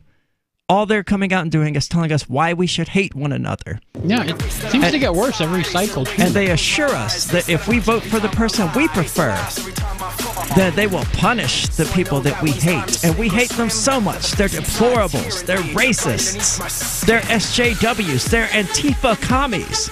Whatever they are, we hate them. And we don't care that this characterization of them has no truth or factual basis to it whatsoever, because we hate them. This is the Call to Freedom. The Free State Project has reached its goal of 20,000 liberty lovers who've pledged to move to New Hampshire and get active to achieve liberty in our lifetime. Perhaps you're trying to figure out what part of New Hampshire should be your destination. If so, consider Keene. You'll find more than 150 reasons to move to Keene at move.freekeene.com. Keene is famous for its historic, publicity-generating activism, as well as being the liberty media capital of the world. It's home to freekeene.com, New Hampshire's destination for liberty activism, news, and opinion. For years, we've been compiling over 150 reasons to move to Keene at move.freekeene.com, where you'll learn about some of what's happening here and what makes Keene a great place to live. If you love liberty, you'll probably enjoy anywhere you end up in the Shire. But do your due diligence first. Please visit move.freekeene.com for the full list of over 150 reasons to move to Keene. That's move.freekeene.com. This Your Family Today tip is brought to you by Juicy Juice, 100% juice, providing a full serving of fruit in every 4 ounces. Visit us at juicyjuice.com. When it comes to nutrition, kids need both fruits and vegetables every day to stay healthy and grow. For the ideal mix, your kid should have at least 1.5 cups of any veggie or 100% veggie juice, and 1 cup of any fruit or 100% fruit juice a day. For more tips like these, visit us at parenthood.com/yourfamilytoday. This is Michael Dean from the Freedom Fiends. I've run websites since 1996 and have used over a dozen web hosts in that time. AgristHosting.com is the only one that hasn't broken my heart. Agrist Hosting's uptime and service is stellar, and their DDoS mitigation is the best I've seen. That's important because if you tell the truth in this world, you'll ruffle feathers. And some people will try dirty tricks to silence your voice. No matter what the haters hit us with, Agrist Hosting keeps our websites online. If you have a mission-critical commercial presence or a world-changing activism site, you cannot tolerate any skullduggery. So go with agrishosting.com. Have a WordPress or blog site, but you're not satisfied with performance or uptime? Or just want raw hosting? Want to pay with Bitcoin? Agris Hosting specializes in high-performance hosting with personalized service. Go to agrishosting.com and click on the button that says Get Hosted. That's agrishosting.com. LRN.FM now has a Discord. Discord is a free text and voice chat platform, and we now have our own server with a bunch of channels at discord.lrn.fm. You can join other listeners as they chat about various things during our live shows, or anytime, day or night. Discord software is available cross-platform, so you can have it on whatever device you want and take your chats anywhere. Join our Discord at discord.lrn.fm. That's discord.lrn.fm. We have some good news. The indictments against Ross Ulbricht in the District of Maryland were dismissed with prejudice, meaning they can never be refiled. This is especially good because those indictments contain the only charge ever made that Ross engaged in murder for hire. This was a serious allegation that Ross Ulbricht denies. It was never prosecuted or ruled on by a jury, but was trumpeted by the federal government and the media as if it were proven fact. The Maryland court held these indictments for almost 5 years, poisoning Ross's case and leaving him under a cloud of unproven allegations. As explained in Ross's appeal to the Supreme Court, the fact that the judge used these allegations to give Ross a draconian sentence of double life without parole violated his Sixth Amendment right to a jury trial. Judges are required to issue sentences based on convictions decided by a jury, not unproven allegations never even charged at trial. Although this is a positive development, the dropped indictment will not set Ross free. Now, a presidential pardon is Ross's only hope of freedom. Sign the petition at freeross.org. freeross.org. Help get LRN.FM into more ears. Visit promote.lrn.fm for a free bumper sticker, flyers, banners, graphics, and more. Promote.lrn.fm.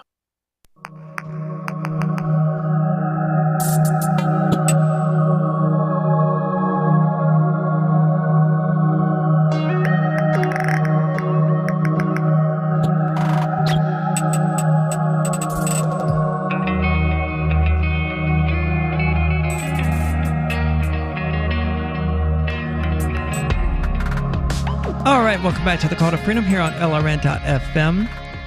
If you would like to give us a call, you can find us at 603-283-6160 or use discord.lrn.fm. Now, we're going to move back on to one of our favorite subjects to sort of poke our finger and laugh at here here on the Call to Freedom. Apparently, Facebook and Instagram are finally banning white nationalism and white separatism. And Matt Novak of Gizmodo has filed this under the terrorism category. If you really wanted to know how escalated the fever pitch about white supremacy has become, then knowing that it was categorized on Gizmodo as terrorism should tell you.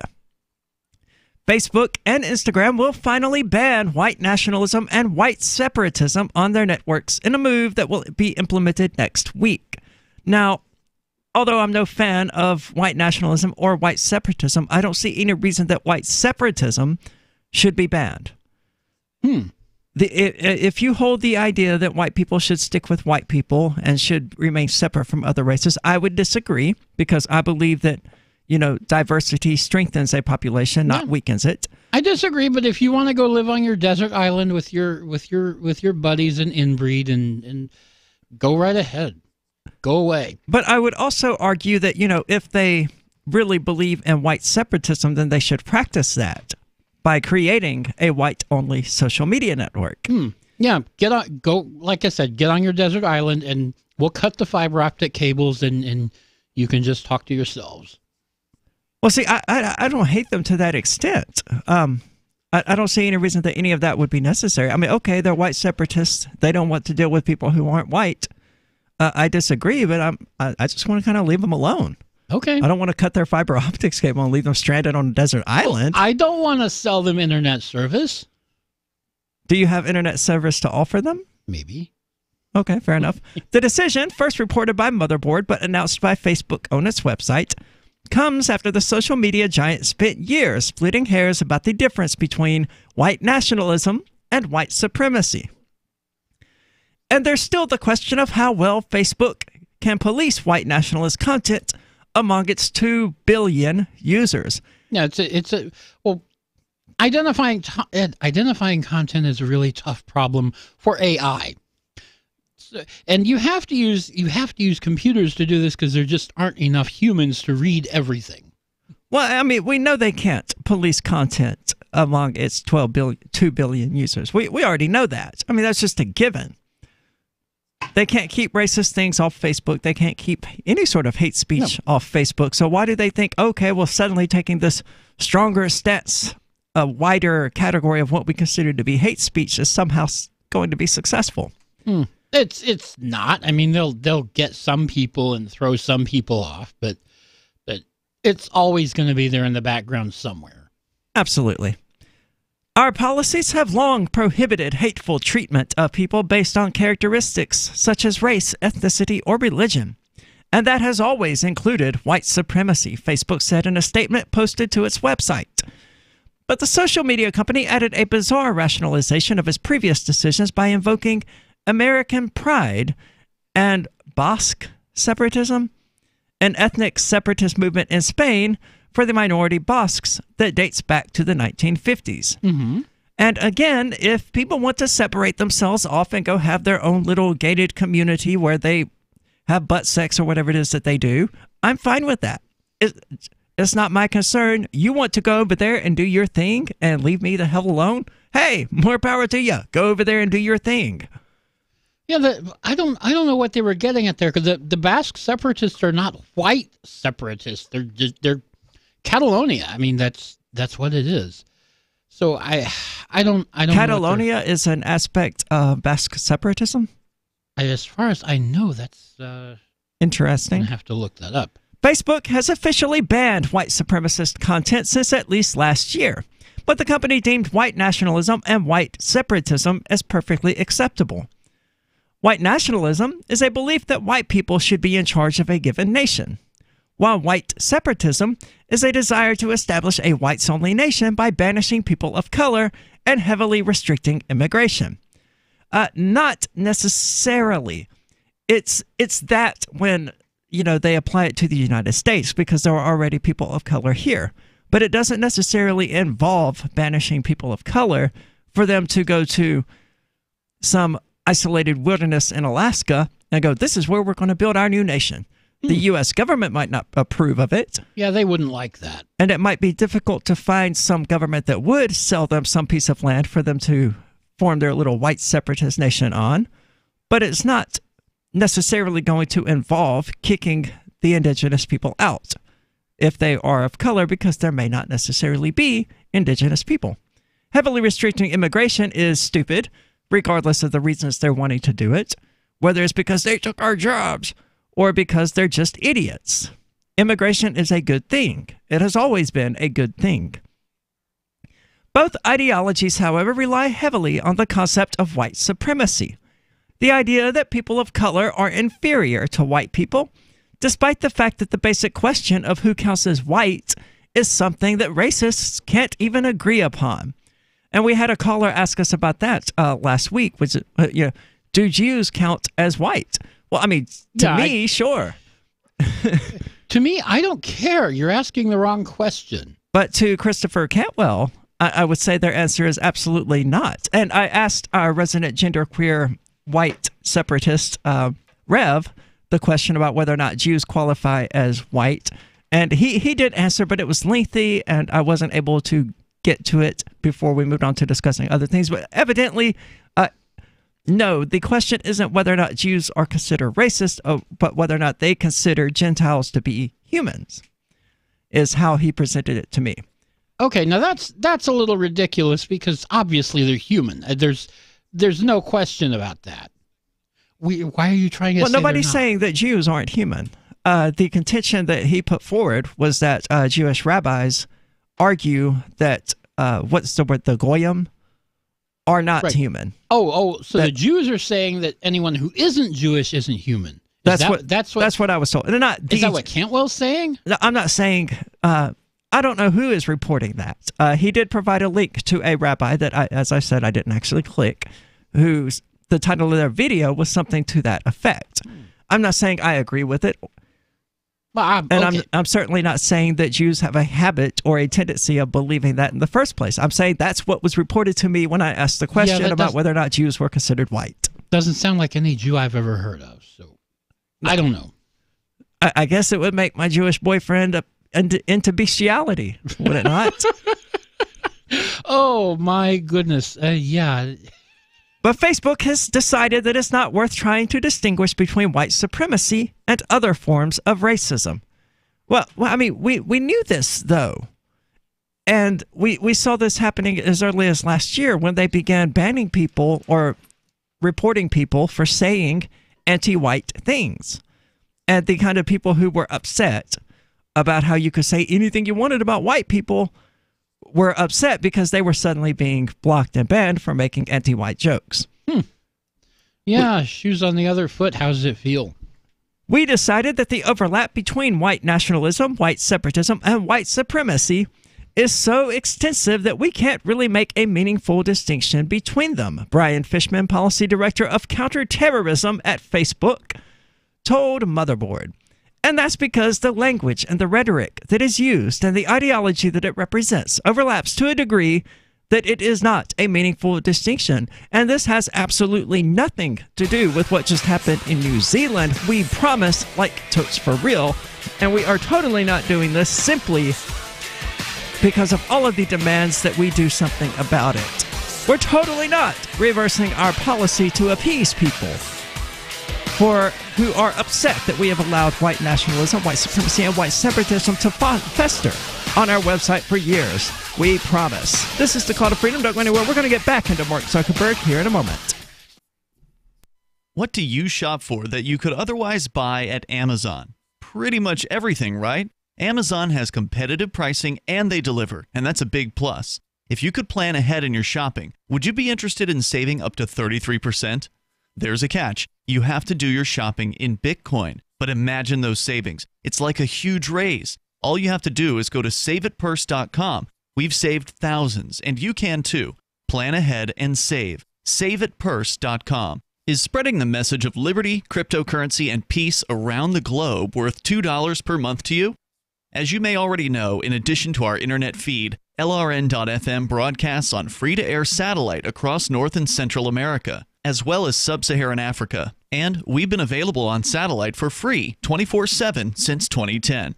The LRN.FM free-to-air satellite signal is reaching some of the most oppressive regimes in the world, and there's no doubt our ideas are making an impact. You can learn more about the channel's impact by watching the 3-minute video at fund.lrn.fm. If you'd like to help free minds globally with our ideas of liberty, cryptocurrency, and peace, you can donate as little as $2 per month via fund.lrn.fm. You can help us continue and expand our satellite broadcast to multiple continents. Visit fund.lrn.fm today, and thank you for your help. Don't forget to share the link on social media. That's fund.lrn.fm. The LRN.FM social media channels have been revamped. We've eliminated Facebook and focused on other platforms like Twitter and Mastodon, the decentralized alternative to Twitter. On our accounts, you'll find posts from multiple LRN.FM show hosts together in one place. Follow us on Twitter at twitter.lrn.fm, or better yet, move to the decentralized Mastodon social media platform at toot.lrn.fm, toot.lrn.fm. I think you'll like it. Looking for a great real estate investment? Consider New Hampshire, which is ground zero for the Liberty Movement. Your first call should be to Mark Worden from Porcupine Real Estate. He's more than just a real estate agent. He's your New Hampshire concierge. Where are the best places to live? Do you want farm, city, the burbs, or forest? Do you want a duplex or multifamily building so that renters pay your mortgage? There are homes in all price ranges in New Hampshire, and Mark can help with financing too. Invest in liberty and property. Mark Worden can help. PorcupineRealestate.com. Imagine someone in your community getting in their car, turning on the radio, and hearing the Liberty Radio Network. You can make that vision a reality with your own micro radio station. Visit broadcast.lrn.fm to learn how you can put our programs on the air in your area. You can have LRN.FM running around the clock, and you can even add in your own local shows. Building a radio station is simple, but programming isn't. That's where LRN.FM comes in. Learn more at broadcast.lrn.fm. That's broadcast.lrn.fm. Sources close to area man Michael Huesmer confirmed this week the unmotivated 29-year-old loser continues to waste his time living a contented life in his hometown near his closest friends and family members and has no intention of leaving. Former classmates told reporters the directionless bum has no ambition to leave his close-knit community for an expensive and stressful life in a big city and is apparently satisfied with remaining a pitiful nobody for the remainder of his unassuming existence. While most of us with dreams got ourselves dingy apartments and soul-crushing jobs in the city years ago, Michael just stayed behind, happy to live his humdrum existence of regular contact with his parents in a town of people who express genuine appreciation for his presence. Honestly, it's pathetic. In the time it took you to watch this video, you could have read one of Shakespeare's sonnets, listened to an etude by Chopin, or taken in one of the masterworks from the golden age of Dutch painting. The Onion applauds your excellent taste. For more, keep checking theonion.com. This is the Onion News Network. Some of our live shows are streamed in HD on Twitch. Please follow and share at twitch.lrn.fm. That's twitch.lrn.fm.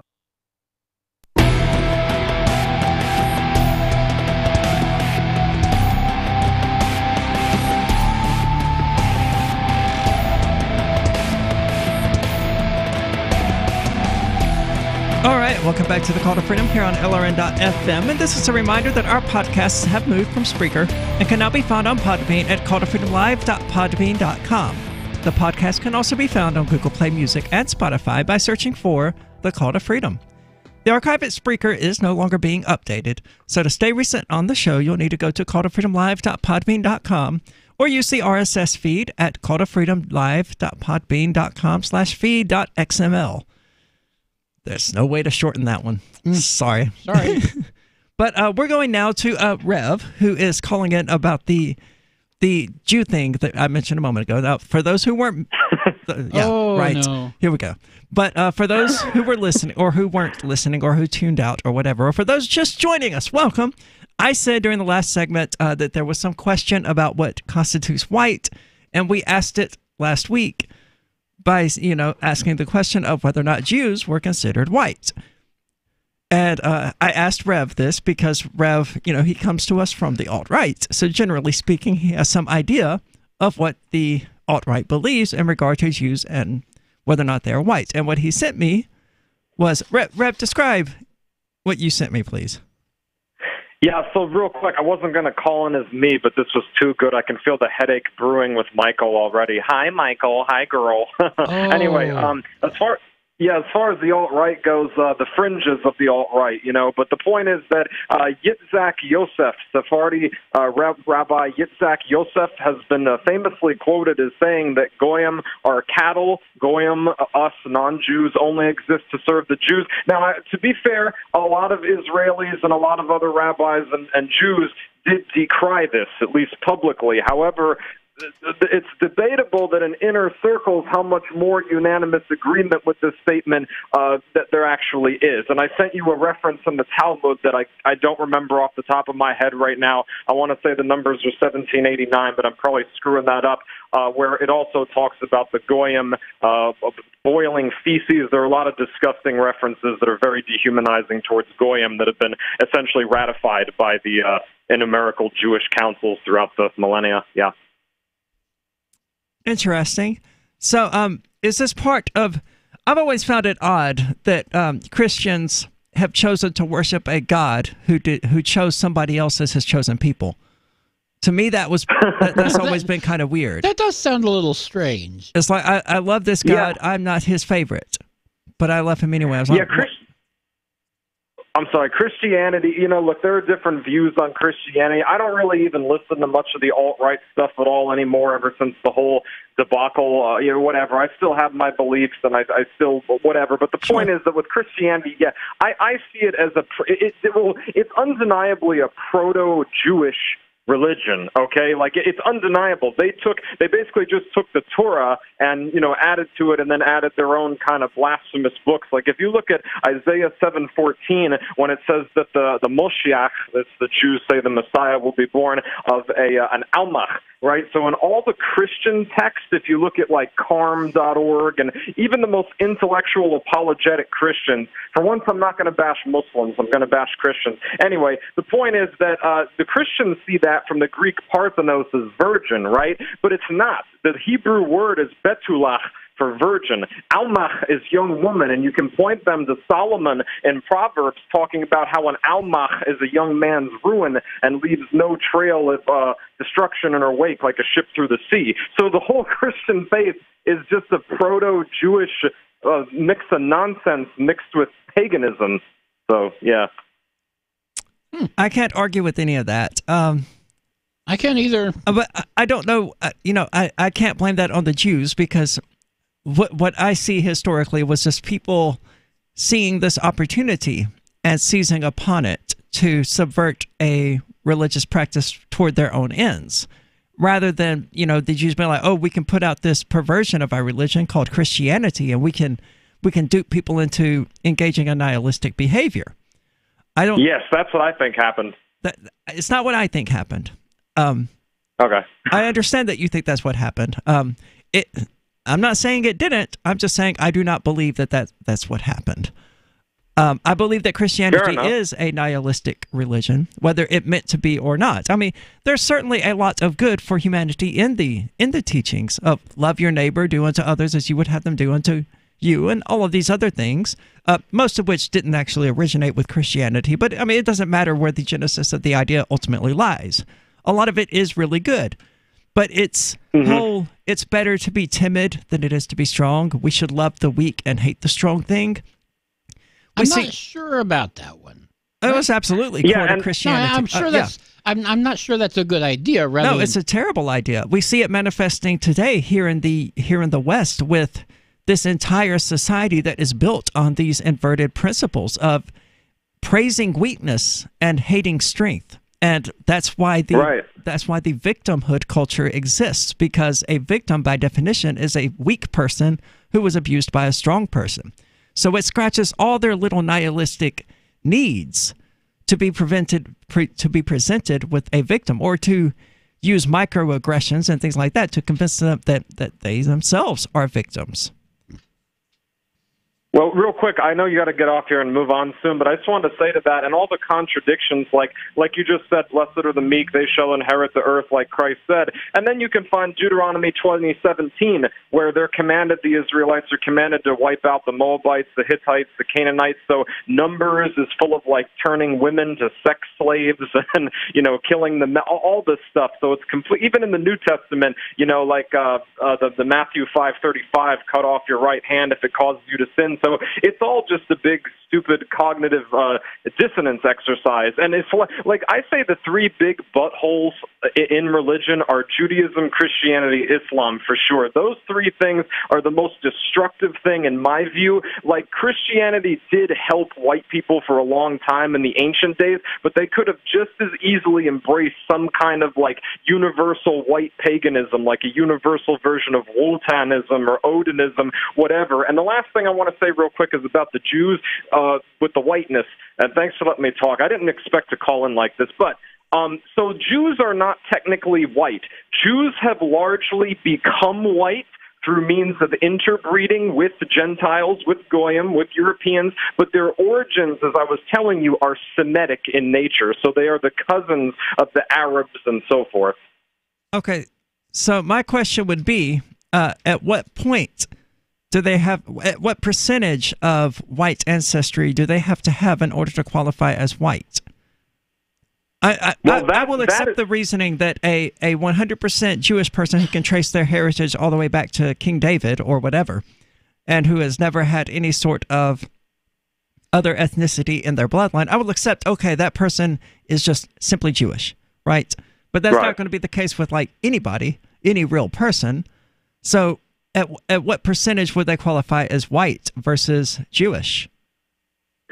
Well, I suppose eventually, I mean, see, this is the thing, is that is race always 100% a totally clear-cut thing for every individual? Not necessarily, but it kind of goes back to that group thing, right? People who originated in Europe, so whether it's a dark-skinned Sicilian like I am in the sun, or whether it's a, bleach-white Nordic, we both have common ancestry in Europe. Where exactly that cuts off, but to answer you really quickly, Han, with the Jews, yeah, a lot. I would not doubt that a lot of Jews walking around the planet today, at least in this country, are mostly, almost entirely in some cases, white. However, they still retain those names, Berg, Steen, and when it's convenient for them, they'll play white. But when they're victimized, oh, my Shoah, and they don't talk about the Holodomor, oh, it's back to L'chaim. So, yes, they have this almost, I'm trying not to be too hateful, because I've dated some Jews. I've known some good Jews. Not all of them are scum. It's the ones at the top that... Okay, hold on. That phenomenon is also not unique to Jews at all. We see it in all of these collectivist cultures. We see it from the LGBT community, from the female community, saying, oh, well, gender shouldn't matter, sex shouldn't matter, orientation shouldn't matter, right up until it's convenient to them for it to matter. Oh, you didn't hire me? Right. Oh, it's suddenly because I'm LGBT. Suddenly my orientation plays into it. Or I don't make as much money as this male employee. It's not because he's better qualified. It's because I'm a female. Suddenly sex matters to them. So I'm not particular, and it happens on the right as well, with Chris Cantwell going out to Charlottesville to cause a stir and then get in trouble and then go, oh, well, it's because I'm white. Essentially, that's not exactly what he said. Well, I'm not trying to put words into his mouth, but yeah, he did play an identity card. I'll let you move on here because I appreciate you taking my call. But all I want to say to that is, yes, there's garbage in every group. But if you look into the Jews, if you look at Davidovich, Bronstein, a.k.a. Trotsky, all these pieces of garbage behind the Bolshevik Revolution, you'll see that Jews are much more likely to be pieces of garbage that divide nations than other people. That's all I want to say. All right. Well, thank you for that, Rev. I don't agree. I think that individuals should be treated as individuals, even when they attempt to spread ideas that I don't like. Well, this is the Call to Freedom, and we'll be back in just a moment. Since time began, tyrants have taken aim at personal liberties. Now there's a movie that aims back. The government has no more right to tell us what to put in our bodies than they have to take our guns or tell us what books we can read. 6 drug police were eaten by bears while raiding a marijuana farm. On your knees, you dirty hippie! Jesus. On your knees! What's the problem, officer? Today, many cops who enforce pot laws do so only because it provides them with cushy jobs, good benefits, and a chance to push people around. I was an undercover narcotics officer. The drug war is nothing but a farce. The Second Amendment says you gotta keep you and your gat intact. Guns and Weed, The Road to Freedom. A film by Michael W. Dean and Nima Vadadi. DVD available now at gunsandweed.com or on Amazon. That's gunsandweed.com. Makes the perfect gift. Remember, that's gunsandweed.com. Did you know we've taken our LRN.FM telephone listen line to a new level with the LRN.FM audio on demand line? Now you can call 712-770-8447 anytime and listen to LRN.FM's live feed. And you can listen to a bunch of our original shows on demand. Long distance fees may apply. Just dial 712-770-8447 and choose from the menu. 712-770-8447. Are you tired of governments murdering people around the world? Stop using their money. There is an alternative. Bitcoin is a stateless, free market, non-political currency. Bitcoin cannot be inflated or controlled by any government. By using their money, you are helping the state. Stop doing it. You have an incredible alternative available now. Learn it, use it, spread it. Get started with Bitcoin at bitcoin.com. That's bitcoin.com. More of the Call to Freedom is coming up next, live after the news on the Liberty Radio Network at LRN.FM. This is the Liberty Beat, your daily source for liberty news and activist updates. Produced in partnership with SNLS News and listeners like you. Online at libertybeat.news and snls.news. I'm Mick Murrow with your latest edition of the Liberty Beat. Gold is trading at $1,316. Silver is trading at $15.37, and Bitcoin is trading around $4,009. Today's prices are brought to you by InnoScale. Take off with Managed Cloud. Looking for a safe, secure way to store your important files online? Then let InnoScale handle it for you. Their high-availability cloud servers are the perfect solution for clients needing one or more secure, scalable servers with built-in hardware failover protection. For details, see them online at InnoScale.net. In the news, a new report from Amnesty International reveals that U.S. airstrikes from aircraft and drones have increased in Somalia, resulting in the deaths of at least 14 civilians. The Conscious Resistance, citing the Mind Unleashed, says that due to a literal blackout of all news related to the ongoing wars waged by the U.S. military, most Americans can't name the nations in which the military is currently engaged in conflict or dropping bombs. The report, titled The Hidden U.S. War in Somalia, details the history of terrorist attacks by al-Qaeda and al-Shabaab, the history of U.S. military involvement in Somalia, the current numbers on drone strikes and the impact on Somalis. The report also outlines conclusions about how the U.S. military should approach the situation moving forward. The report shows the U.S. military has tripled the annual rate of drone strikes in Somalia since April 2017. The number of strikes in 2018 was higher than strikes taking place in Libya and Yemen combined. Despite the increase in strikes, the U.S. military continues to claim that no civilians have died. The Amnesty International report investigates 5 incidents in Lower Subel, Somalia, in which 14 civilians were killed and 8 injured. The Liberty Beat is sponsored in part by Brave Botanicals, high-quality kratom and CBD at reasonable prices with excellent customer service. Brave Botanicals is activist-owned and mission-driven, fighting for your right to consume plant-based medicine and natural remedies. Find out more at mybravebotanicals.com. And listen up, Liberty Beat listeners. Right now, you can save 10% off your purchase by using promo code SNLS at checkout. This is the latest edition of the Liberty Beat, online at libertybeat.news and snls.news. I'm Mick Murrow reporting. Your news now continues. Documents obtained by the American Civil Liberties Union reveal that local police are helping ICE spy on Americans. That word comes in a report from The Mind Unleashed, which says that in May of 2018, the ACLU of Northern California filed a Freedom of Information Act lawsuit against the U.S. Immigration and Customs Enforcement after the agency refused to comply with requests for records related to a massive automatic license plate reader database operated by a company called Vigilant Solutions. The records reveal that local law enforcement agencies are helping ICE by sharing residents' location information with the federal agency. The documents reveal that more than 9,000 ICE agents have access to the license plate reader database as a result of a $6.1 million contract with Vigilant Solutions.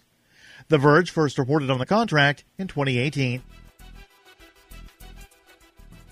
In yet another major move from the Lawyers Committee for 9/11 Inquiry, architects and engineers for 9/11 Truth, and 9/11 victim family members Robert McIlvaine and Barbara Krukowski-Rastelli, a joint federal lawsuit has been filed to assess any evidence the FBI may have known about that contributed to the destruction of the towers on 9/11, which may have been kept from Congress.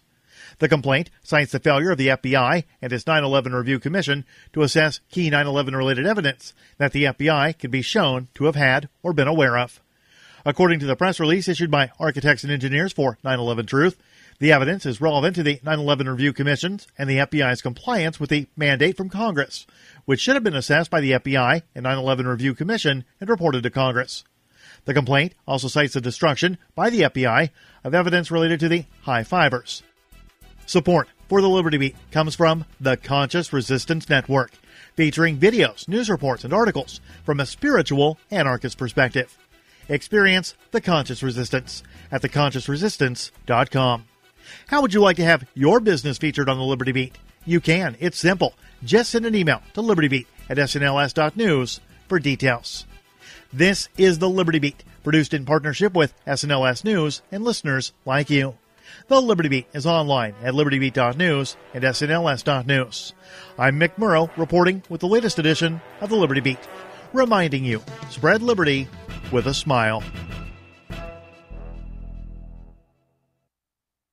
Geneticists gathered at a conference this week to debate the ethics of cloning human beings and compelling them to fight to the death in a rock-filled pit for our amusement. Experts at the conference reportedly discussed questions key to the scientific field, such as the morality of arming hundreds of clones with maces and pitting them against each other on a small platform surrounded by molten lava. Cloning humans and goading them into viciously battling certainly raises ethical questions. It's important that we consider this topic with an open mind. Whether or not we should be stranding clones on a desert island, assigning them weapons by a lottery system, and making them murder one another tournament style remains a matter up for debate. And in this week's local news, a man is wearing a low-cut swimsuit as though a public pool is some kind of sun-kissed Sardinian cove. In other news, China's veteran reporters blast the decline of traditional state-run journalism. A new study finds human hearing is most acute when listening to arguing parents from the top of the stairs, and fireflies almost manage to salvage a local man's day. This is the Onion News Network.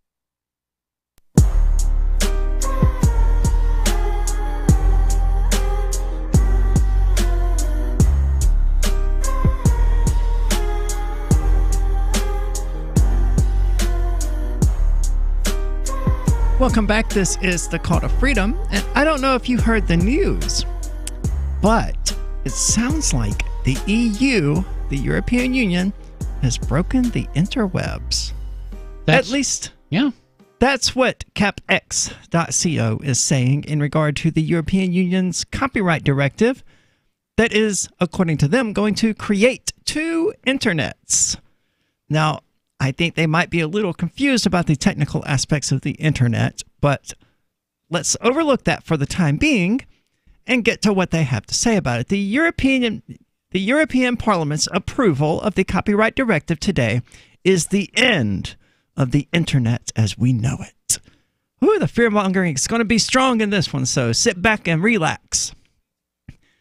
Or, alternatively, sit on the edge of your seat and work yourself up into a frenzy like they want you to do. I'm going to relax. Yeah, me too. This new regulation creates substantial new controls on what we can share online, which threaten freedom of expression, undermine creativity, and cement the dominance of technology giants. The copyright directive will create two internets. The first, a heavily censored version for European users, including filters to prevent you from uploading content. The second, a free internet where creativity is encouraged for everyone else. You know, but before we go on, it's kind of starting to get there already. Chris, who's our Tuesday night host, was telling us about how he was in the EU and he tried to go to all kinds of websites and they wouldn't let him on the website because he was coming from the EU. Yeah, I mean, we're going to see a lot more of that. There are already there are well more than two internets if he's going to count them in the way that he seems to be counting them. I would say there are two World Wide Webs, I suppose. But there's the one created by the Great Wall of China. There's the one created by the European Union, and there are the ones created here in the United States by our own copyright BS. The only free internet that you can find anywhere is going to be on Tor, on the dark web. Yeah, pretty much. Where you can upload any freaking thing you want, whether the copyright legally belongs to you or not. That is where creativity is encouraged and can be unleashed, as well as the darkest aspects of humanity that you would rather not be unleashed. The directive represents everything that's wrong with the EU's policymaking process. It was written at a substantial distance from Europeans, heavily influenced by lobbyists and national compromises. There is a serious lack of accountability. The opposition to the directive was substantial, but it didn't seem to matter. Over 200 intellectual property academics have warned that the directive serves narrow sectional interests. Even substantial parts of the European music industry have raised concerns about the scheme. The Change.org petition opposing the directive has reached over 5.1 million signatures, the most in the website's history, and probably 1% of which are actually from the European Union. I don't know. I wasn't there. I wasn't either. But I do know that it really doesn't matter. Change.org petitions are so useless. Yeah, well, you can, it tells you how many people signed a petition, but yeah, okay, not much beyond that. So 5 million out of 7 billion humans are against this thing. It's not exactly staggering numbers, Last week, while some Brits were marching to stay in the EU, thousands of Europeans took to the street in Save the Internet marches. There are two particularly concerning sections of the law. Article 11 prevents news aggregators, such as search engines and social media companies or Rational Review News Digest, from linking and providing snippets of news articles without paying a link tax. This is clearly absurd. Yeah, that's ridiculous. You send traffic to somebody and you have to pay them for the privilege? It should be the other way around. There is no reason. It is the other way around. When I found out that Rational Review was going to begin, having the call to freedom in its things, I was like, okay, well, we're going to begin promoting you. Right. That's we're paying you, so to speak, for promoting us. It's mutually beneficial. For spreading us. Yeah. This is mutually harmful. Yeah. Oh, it's absolutely harmful. It is a responsibility of news organizations to monetize their content through advertisements or paywalls, not attempt to siphon revenues from more successful technology companies. I would agree. I would think that it's probably going to be used to target Google and things like that. Now, see, what Google will do is just shut the thing down. They've already shut down Google News in Spain for something similar. In practice, this will concentrate power in the hands of large news sites who are most likely to reach deals to license the right to link to each other and other sites. A German study found almost 2/3 of revenue will go to a single publisher and just 1% to smaller publishers. It's therefore no surprise that the multinational publishing industry lobbyists pushed the directive. The internet was supposed to democratize. Oh, really? This is the moment you choose to put a freaking subscribe ad right in the middle of the page. When we're halfway through the freaking article. We still don't have an ad blocker on the studio computer, huh? Well, that was technically JavaScript. I don't think an ad blocker would have gotten that. I've got an ad blocker on my phone, and I have no ad at that point in the article. No pop-up, no nothing. Well, what browser are you using? JavaScript performs differently on mobile browsers anyway. In 2014, Google shut down Google News in Spain to avoid legal liability in response to a similar domestic law. And again, we do have an ad blocker. I just use incognito modes when I sit down at computers that aren't mine. Right. Yeah. It's just, they don't have the ad blocker in incognito. No extensions work in incognito modes. You can turn it on in incognito. Not that I'm aware of. Yeah, in Chrome, yeah. Okay. Article 13 makes platforms like Google, Facebook, Twitter, Tumblr, and web forums proactively liable for breaking copyright. It reverses the onus, assuming user-generated content breaks copyright unless proven otherwise. Guilty until proven innocent. This undermines the essential internet principle that platforms should not be legally responsible for the content produced by their users. Platforms are like libraries. When a book breaks copyright or is defamatory, it is removed. But you do not sue a library for what authors write. You go straight to the source. Right, exactly. Yeah, I don't think the analogy really holds up, though. Well, the library chooses what books to carry. Yeah, and YouTube and them don't. You can upload anything you want to YouTube, and that's sort of open. That's even worse. That sort of open door, I would think, should open them up to some liability. And, they preemptively address that with things like Content ID. So I think they're doing a good job of their own and don't need legalization or any sort of legislation in order to entice them to pursue that further. But while they must remove the content on request if it breaks a law, internet platforms should not be liable for everything people say. Well, obviously, copyright is often... They can't... I would use this analogy. They're no more liable for things you say on Facebook or YouTube or Google or whatever than AT&T or Verizon are for things you text message. Yeah, in a sane world, yeah. Yeah, you're just using their platform to say something that's on your mind to certain individuals, right? Right. That's the same thing whether you're doing it via a text message or a Telegram group or a Facebook group or just posting to your wall on Facebook. The EU is no longer that world anymore. Copyright is often unclear and contested. Because they will be legally liable, Facebook, YouTube, and other platforms will need to use automated systems to prevent users posting swaths of content from images, videos, and music through to humorous gifs and memes. Yeah, memes are dead in Europe. Goodbye.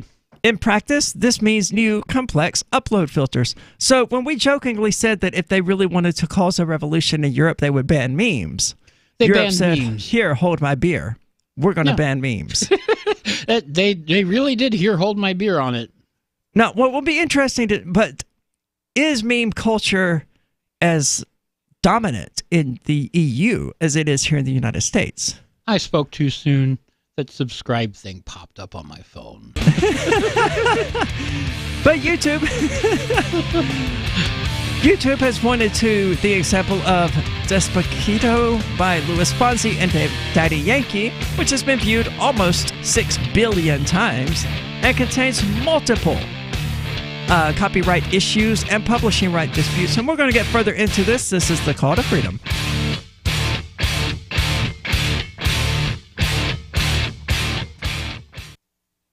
So you've signed the Shire Society Declaration and are planning your move to New Hampshire to be around more liberty-oriented people. Next, sign up for the Shire Society Forum at forum.shiresociety.com. There are a bunch of people there who are already in the Shire, and they want to meet you. If you're already in the Shire physically, you should also come by the forums. Remember, not everyone uses Facebook. New people are signing up for the Shire Society Forum every month, so drop in and say hello at forum.shiresociety.com.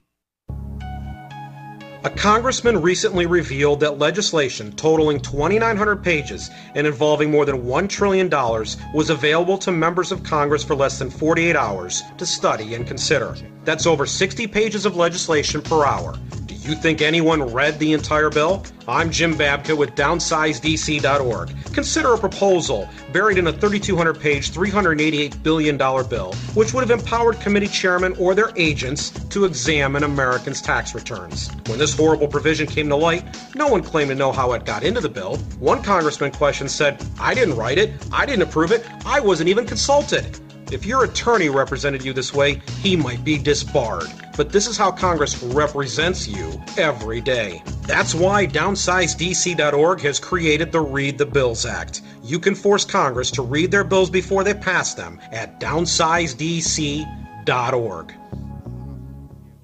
Some of you asked, and now we've delivered. LRN.FM's live Keene, New Hampshire studio shows are now streamed in HD on Twitch. Visit our channel at twitch.lrn.fm and give it a follow. If you have Amazon Prime, you get one free subscription on Twitch. If you use it on our channel, Twitch will give LRN.FM a monthly piece of your Prime subscription cost. So please watch, follow, share, and subscribe to twitch.lrn.fm. That's twitch.lrn.fm. The new 4th edition of Healing Our World, The Compassion of Libertarianism, will take your understanding of liberty to a deeper level and has over 1,300 updated references, new cartoons, and a foreword by Dr. Ron Paul. With discounts for multiple book purchases, the 4th edition of Healing Our World is a great gift for the liberals, pragmatists, environmentalists, and Christians in your life who think libertarianism is cold-hearted. Get yours today at healing.freetalklive.com and use promo code FTL for a $5 discount. Did you know you can listen to LRN.FM via our free-to-air satellite channels? We have channels over nearly all of North America and much of Africa. All you need is an affordable receiver and a dish as small as 30 inches. There are no monthly fees. Learn more at sat.lrn.fm. Plus, if you are a broadcaster or want to be one, this is a good delivery method for our content. See our coverage maps and get details at sat.lrn.fm. That's sat.lrn.fm. sat.lrn.fm. Why did you move to the Shire? I moved here to the Shire because there's other people around who take liberty just as seriously as I do. I moved to the Shire because I saw videos of people challenging authority and thought that I could get support myself. It called to me, like, do this, right now. I wanted to be around people like me who got it, and once I got here, I knew there was nowhere else that I wanted to be. I've always wanted to change the world, so I moved to the Shire to join people who were actually working towards doing the same thing. The people here are awesome, loving, and positive. It was for the adventure and for the feeling of something important is happening here, and I just wanted to come to sort of be part of that. Visit ShireSociety.com to read and sign the Shire Society Declaration and learn the reasons why, if you love liberty, you should immigrate to the Shire. Plus, connect with others via the forum at shiresociety.com. That's shiresociety.com. Love what we do? Please help support our international satellite channels at patreon.lrn.fm. That's patreon.lrn.fm.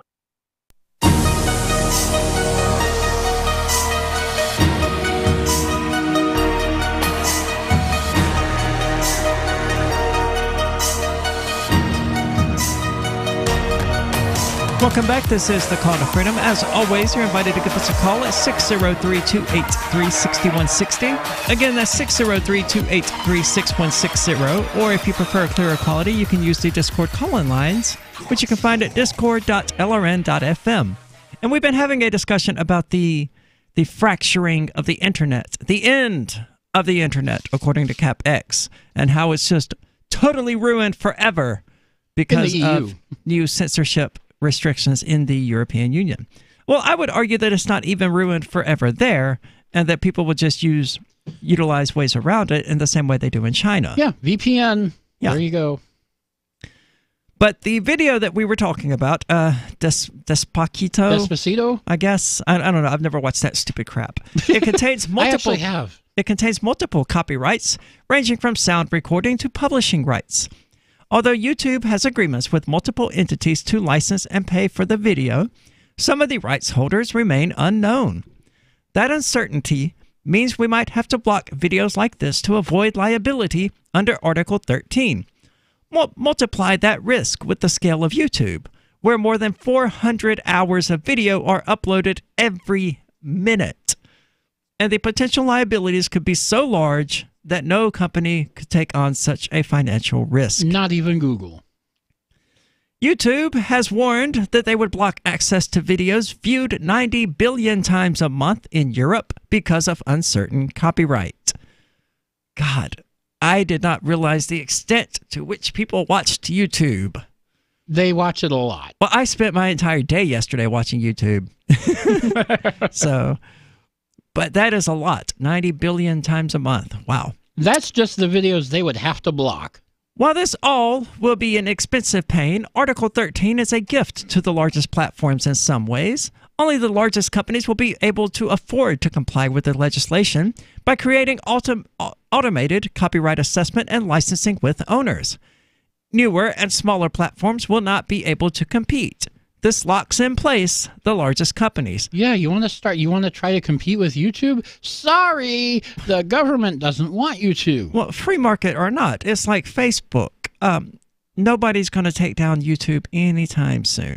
No, now they're not even going to be able to make the attempt. But there is always LBRY, that's LBRY, which is a blockchain-based video sharing platform. It's actually a file sharing platform, but I've been on it for a while, and let me tell you, it's YouTube on the blockchain. That's what it is. They do give you a lot of free LBC just for doing various milestones that you would do anyway, like setting up an account, installing the software, updating it. That's usually good for 50 LBC. And, you know, there was a time when LBC was nearly $1 per coin. So there's a reason to do it. Okay, that's not too bad. No, it's not. And you do get to watch all kinds of free content and things like that. Of course, a lot of people put their videos behind paywalls. I believe Free Talk Live is now found on LBRY as well. Call to Freedom is too, technically, but do you have any idea how large a 720p video is when it lasts 3 hours? It's large. I do not have enough file space available for video games, my computers, my music, and videos of the Call to Freedom. I simply don't. So when I had to make a choice about what to cut, it was those from LBRY that weren't getting viewed anyway.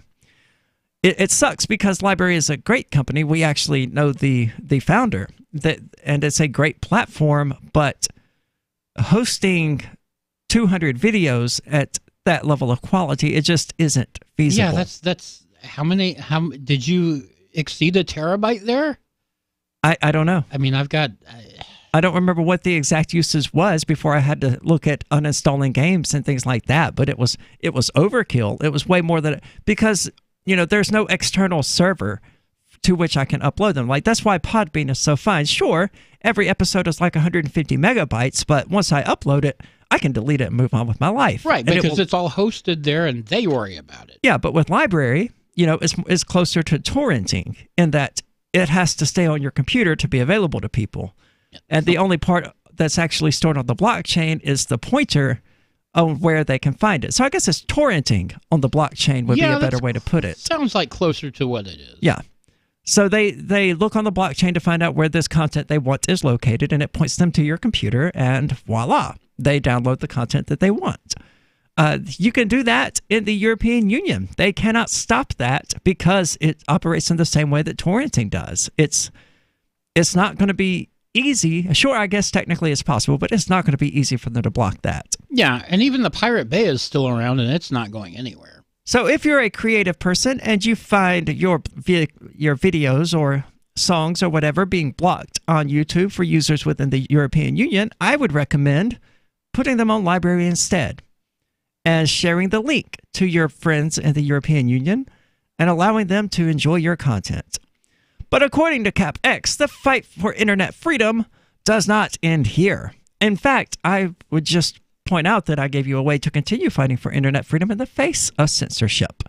But first, this directive must now be transposed into domestic laws. If Britain leaves the EU without a deal, there is no reason the controversial law should be adopted uncritically or without a proper domestic debate. If taking back control means anything, it must mean the ability to diverge from this sort of ridiculous EU overstep. Though notably, this will also mean fighting back against British creative industry, which supported the directive. And a totally misused parenthetical statement again. And this one is just fixed to the end of the paragraph, right? Right. I don't know why it is. It would have been totally easy to fix this and to do it properly, but they did it once again. This is what I have to begin to wonder, is this what they're teaching people in journalism school now? It's not even a complete sentence at this point. Anyway, sorry. Second, there are still fights to be won. Look, I'm a writer and an editor. It really gets under my skin to see crap like that because it's so simple and so easy to fix. Second, there are fights still to be won. It emerged last weekend that the Conservative government is planning a new web regulator, an iPlod. These words mean nothing to me. The CapX is a UK organization. It's kind of similar to FEE here. They're a free market organization in the UK. So the Ofcom is a UK government agency that regulates telecommunications. They're kind of like the UK's FCC. Okay, but what is OffWeb? OffWeb is what they're calling what this new regulator is going to be. It's like a play. It's like a pun. And why are they calling it iPlod? That one I'm not sure about. The new regulator would have the power to enforce a strict online harm code of conduct and levy huge fines on social media companies, web forums such as Mumsnet, and even media websites like The Times and Telegraph, which have comment sections. This is press regulation by the back door. It would create an extraordinary system of censorship by giving the state the power to decide what we can view online. Certainly, but again, they can't really dictate that. All they can do is send you to the black market. All they can do is send you to Tor, send you to libraries, send you to torrents. That's where people will go if they know to go there. Yeah. So a lot of people don't. Spread that information. I wonder if we're going to be blocked in the European Union because the copyright question on this song that's playing right here is a bit murky because it's a remix made by a fan, but it's a remix of a Perfect Circle's music, and we actually have permission from a Perfect Circle, the band, to use their music. So it's all murky. This is the Call to Freedom. So the protection of life, liberty, and property is what the Free State Project is all about. But it's an effort to move 20,000 people who understand. It's about demonstrating to the entire country that, yeah, we can have a free market, a truly free market. Making it just a freer, great place to live. It's the world's largest voluntarist libertarian community, and it's only getting bigger. That's amazing, to be able to move to a place where other people passionately believe in being free and independent. What the Free State Project is managing to do, though, is to put their money where their mouth is. It's physically getting up across the country and saying, let's go someplace and let's demonstrate the power of these ideas. There's a lot of kind of philosophy that surrounds liberty. There's a lot of thinking about it and talking about it. But here in New Hampshire, people are doing it. 101 Reasons Liberty Lives in New Hampshire, a documentary by Free State Project Early Movers. Watch it free at 101reasonsfilm.com. 101reasonsfilm.com.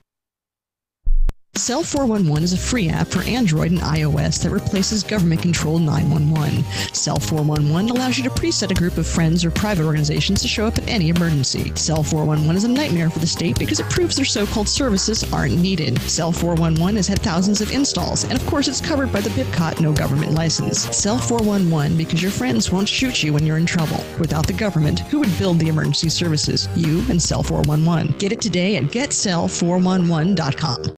There is no such thing as attention span, according to Jerry Seinfeld, who figures that people have an infinite attention span if you are entertaining them. Hey, he's kept us from channel surfing for several decades, and now he's making more millions as a Las Vegas headliner. With money and attention so scarce now, effective communication skills have never been more important, especially if you're looking for work. So choose every single word as though it was the last word the person you're speaking to will hear. Otherwise, it might be. Avoid redundancies such as added bonus, advance warning, end result, prior history, or personal belongings. And avoid cliches like the plague. Just kidding. For more tips, hit survivalspeech.com. I'm Holland Cook. Now that you've found the Liberty Radio Network at LRN.FM, you may want to help expose others to our great programs. To assist you in doing so, you'll find resources at promote.lrn.fm, including details on how to get a free bumper sticker, quarter-page flyers you can print out and distribute, banners for your website, as well as files that will allow you to make your own custom banners and graphics. Visit promote.lrn.fm and help bring new listeners to the Liberty Radio Network. That's promote.lrn.fm. Free Talk Live. I'm not interested in supporting the killing of people around the world, and I'm not interested in supporting the imprisoning of people within this country, so that should make it pretty clear what my position is. What's yours, Frankie? Kind of have an inclination that from what's going on and, you know, the media, how the media plays into it, and how they're popping up with different areas in the world, like Somalia. Who's popping up with different areas of the world? Do you watch the news? Do you watch the news? Hell no. Who's popping up? You said someone's popping up. They are popping up. Who is they? I'm sorry. You know what it is? I'm thinking that you watch the news like I do. I don't watch television. I don't even have television. Do you guys watch the news? No, I read a lot of news, but I don't watch the news. The problem is, Frankie, if we can't communicate, we can't have a conversation. Free Talk Live, 7 nights a week from 7 to 10 Eastern, live on the Liberty Radio Network at LRN.FM. Now you can follow LRN.FM on the decentralized Mastodon social media platform at toot.lrn.fm, toot.lrn.fm.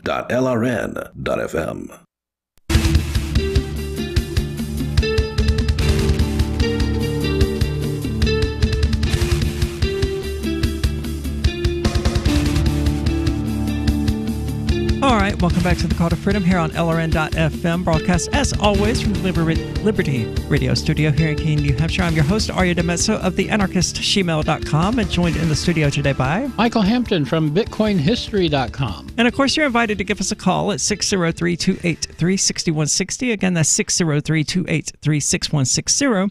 And we've been discussing the European Union and their recent copyright insanity, or their recent censorship of the internet on the basis of copyright violation. And what I find most interesting about this is they're not even trying to present it as any sort of, this is for the good of their children, because there's plenty of that they could use, right? Right. YouTube has been busting child sex rings, or I don't know what they're calling it, or how it's even going down. The pedophile rings? Yeah, I don't know what's going on there. I just know they've been doing it. YouTube has been going after them, but it would certainly give the European Union a completely valid excuse in the eyes of the average person to be like, look, we have to do something about these YouTube videos because we have to protect the children from the pedophiles, and the pedophiles are out there, and we have to do this for that. You know, that would be more in line with what I would expect, but they're not even doing that. They're just going, nope, it's because we want you to pay.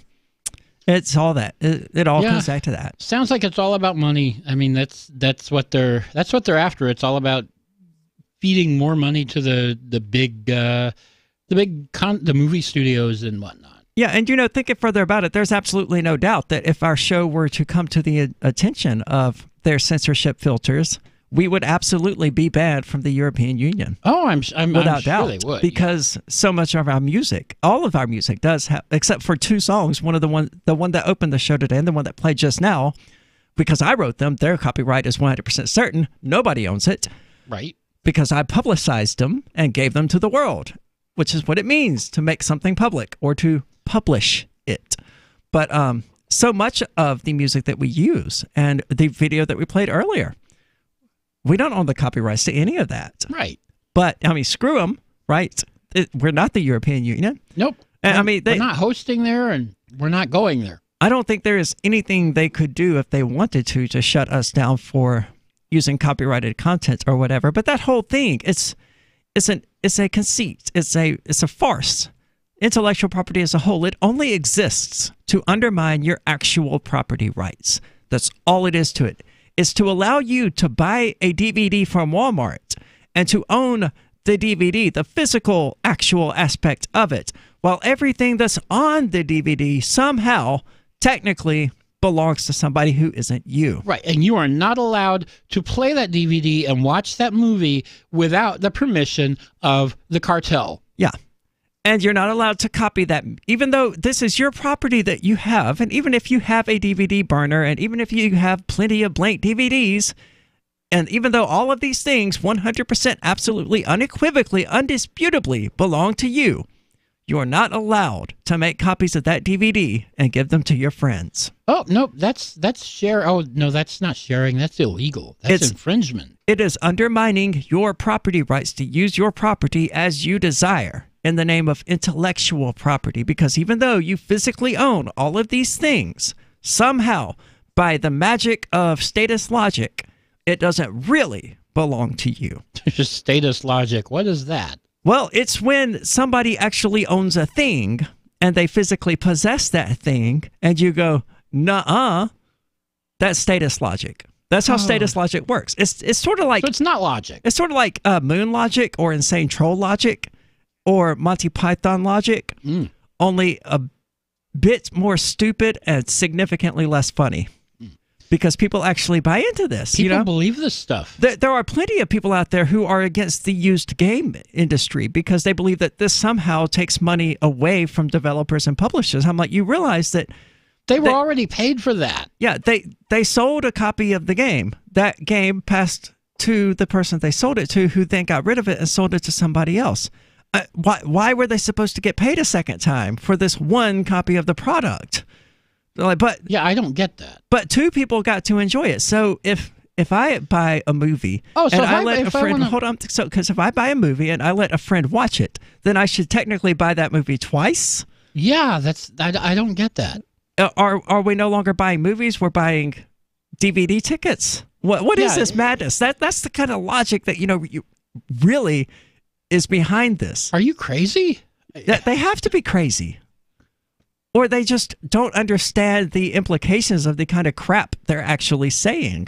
I would believe that. But yeah, I mean, if that's the contention that, having a game and then selling that game to GameStop or even just to a friend or whatever somehow entitles the publisher to be paid twice for that product, then the same logic applies to movies or books or anything, and letting somebody read a book that I'm done with is tantamount to copyright infringement. Yeah, that's ridiculous. Or even making not copyright, because you're not copying it in the case of books and giving games away and things like that. Technically, in the case of games, you are, because when you install it, you make a copy of the game, but that starts getting into technical aspects that really aren't important. But it's why things like Microsoft Office actually include a license that actually gives you a limited right to make copies, because it kind of, you have to install it, which, entails copying it, while also having this 4,000-page document about why that totally means you can't take a blank CD and burn it onto it. Even though you should be able to, because it's literally yours, because you literally own it and you literally possess it.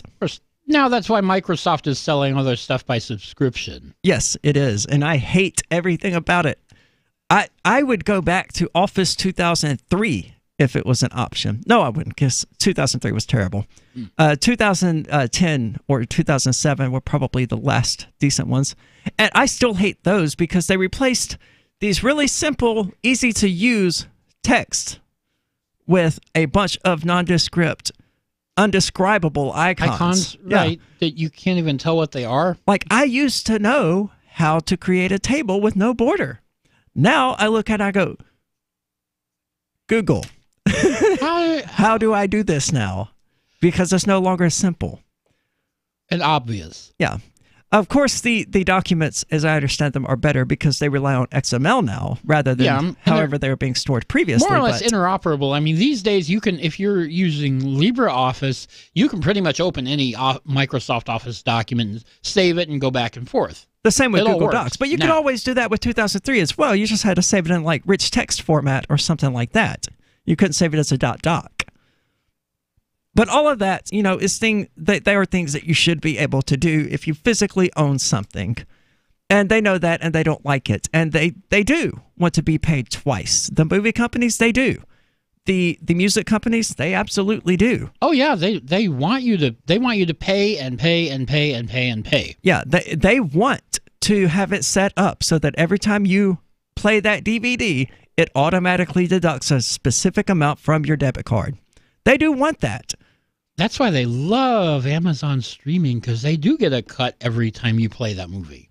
Yeah, that's why we're moving away in the larger scheme from download services and things like that are more permanent, is to create these sort of extremely limited streaming services that only provide you with an instantaneous copy. And you can't keep it. Yeah. So if you want it again, you have to download it, or you have to instantaneously download it again. You have to stream it again. Which allows them to be paid again when, I'm not going to lie to you, Adult Swim is not making any money when I watch the Rick and Morty episodes downloaded to my computer.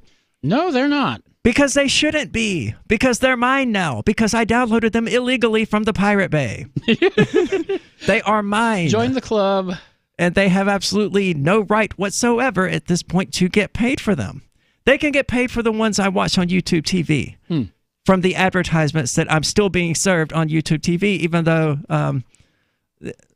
my boyfriend who pays for it $40 a month, and it still has to watch ads. Oh, yeah. What's the point of that? That kind of nonsense. Well, it's commercials, technically, fed in from live TV, so I don't know how much they can really do about it, but you can skip them just like you could with a DVR, so it's not all bad. It's a really cool service, actually.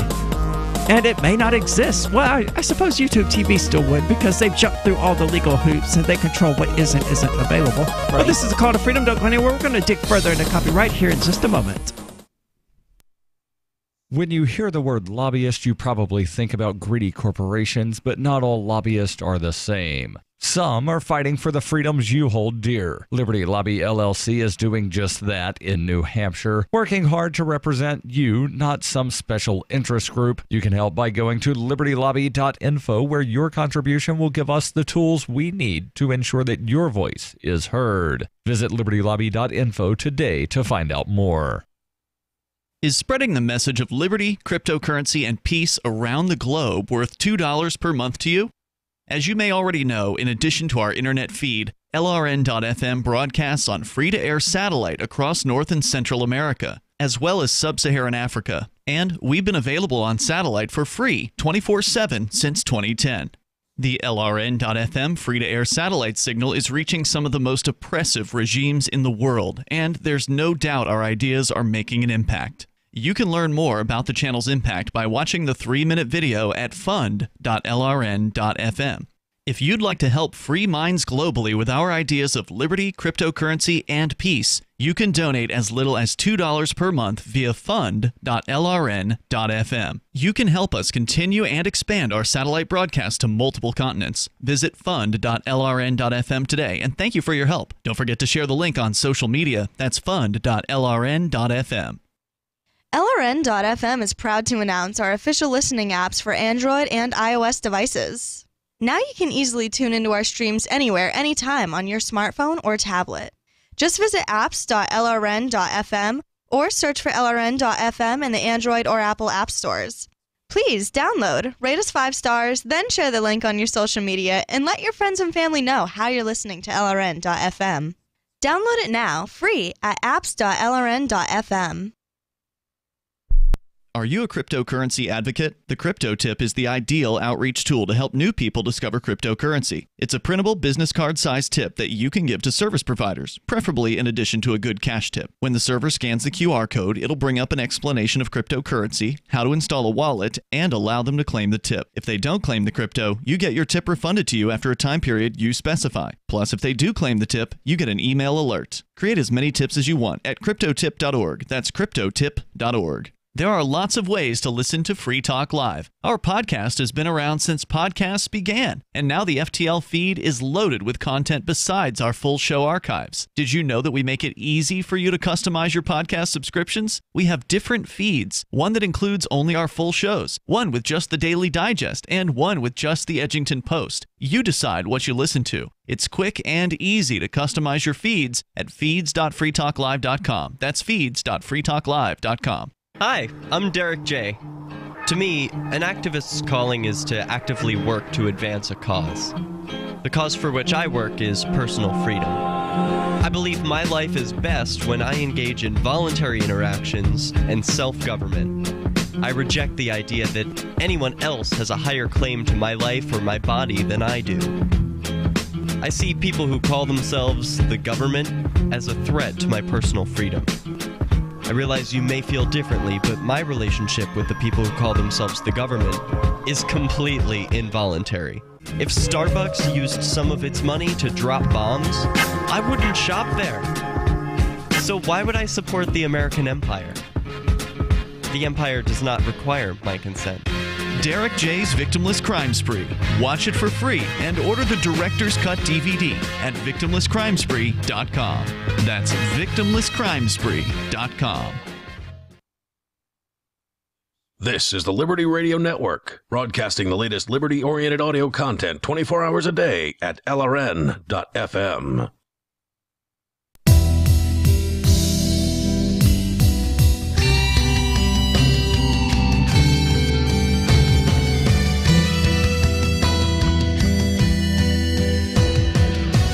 Welcome back. This is the Call to Freedom. And maybe you really like the show and would like to know what you can do to help show your support. Well, shares on social media certainly go a long way, but so does cash. And you can do that using our Patreon page at patreon.com/call-to-freedom. If you really like the show and would like to contribute to our efforts here, the money is currently being used to keep our podcast alive at podbean.com. You can find those at calltofreedomlive.podbean.com. Excuse me, I don't have the thing pulled up in front of me because I was distracted by other things. But that's what we actually use the Patreon money for. So, you know, it does go to actually keep the show up and running, which is always great for me to not have to worry about it, although it doesn't cover both the podcast and the website. So one of those two has to be done again in the next few days. And Podbean sent me a stupid email earlier today saying, hey, we tried processing the payment and nothing happened. What's going on? I was like, well, it's not the first dingbats. That's what happened. It's the 27th. Yeah, you idiot screwed up and tried to charge me 4 days early, and I didn't let that happen. That's, you know, why it goes to PayPal instead of to my checking account or something, because PayPal only has money on it when I need it to have money on it. And not just sitting there forever, because that's how you end up, you know. 4 days isn't a huge deal, but we've already paid for this next 4 days of content hosting, so I'm not particularly inclined to do it again, you know? And then what, be billed on the 23rd next month? And then the 22nd? That's how they steal a month from you slowly without you noticing it, right? That's how they get you to pay for a month without actually provide you any service. I'm good on all that, you know? But we discussed during the first segment, Grindr posing a threat to national security, and someone on Twitch wanted us to get back to it, and we never did because there's just so much idiocy to go over today. We've got a whole backlog of idiocy. Oh, we do. I mean, if we weren't here for 2 days, this idiocy piled up. But the big one at the moment, for me anyway, the most amusing one, the best one to end the show with, is how Grindr, the gay hookup app, is a national security threat, according to the U.S. government. Oh, I love this. All because it's owned by a Chinese company that may, in fact, be sold because of this. While no one can say what the CFIUS, the Committee on Foreign Investment in the United States, it sounds so official until you realize that it's just a bunch of lunatics sitting around throwing darts at a wall. Hey, there we go. Yes, the gays are colluding with the Chinese. They figured it out. Oh, yeah, that must be it. Yeah, because, well, I mean, there may be some validity to it because the LGBT community overwhelmingly leans to the left. And China is like hardcore totalitarian. And that's what the left wants. Could be. Could be. They love them some communism, right? So, I mean, it's a match made in heaven. But the U.S. has become increasingly wary of how app developers handle personal data. See, that right there, you've already screwed up, Engadget. The average American should be increasingly wary of how app developers handle personal data. That they are not is the problem here. It's not the Chinese companies, it's not the American companies, it's not the British companies, it's not the Russian companies, it's the American people who are the problem here. I'll go with that. But especially if any of it comes from U.S. military or intelligence personnel. Okay, so solution here is to not let LGBTQ people serve in the military, and you won't have any military people using Grindr. I am totally okay. I remain totally okay with Trump's ban on trans people serving in the military. I don't think anyone should be able to serve in the military. Yeah, ban everyone. You just did trans people a favor. You got me out of the draft. Thanks, dude. Yeah. Should I send you a fruit basket today or next week? I mean, come on. Ban all LGBTQ people from serving, and while you're at it, ban everyone except, I can't even finish that because you should just ban everyone. Yeah. Even the lunatics who want to do it. Yeah, I want to get paid to murder me some brown people. Ban them from serving too. Grindr, which claims to be the largest social networking app for LGBTQ people, collects personal information, located data, and messages. Social networking? Well, technically, yeah. Is that what they're calling it these days? Well, they're calling it smashing these days. It's super awkward, and I am not a fan. I must confess, I do not like hearing that. Hey, you want to smash? No, I do not. You mean Smash Brothers? Because I got a mean Zelda. Last year, we found out Grindr had been sharing users' HIV status linked to personal info like email addresses, GPS info, and phone IDs with app optimization companies. A few months later, a third-party app used Grindr to reveal user location data. Okay, that's not good. No, it's certainly not. Kunlun has owned Grindr since 2016 when it purchased a majority stake for $93 million. It bought out the remainder in 2018, and as of last summer, it was planning an initial public offering. Now, they hope to sell the app outright. The news highlights how the U.S. treats Chinese tech companies, and not just tech companies, but also tech company officials. The lady that they had arrested up in Canada is still there. Yeah, the last year or so, we've seen a lot of these arrests. And they even mention it. The most high-profile case, of course, the ongoing discord between the U.S. and Huawei, yeah. The U.S. has accused the Chinese tech giant of 23 crimes, ranging from wire fraud to trade secret theft. But Huawei isn't the only Chinese tech company at odds with the U.S. In the last 2 years, the government has blocked Chinese bidders from acquiring MoneyGram International and AppLovin. And a few Chinese owners have been forced to divest after they acquired U.S. companies without filing for CFIUS review.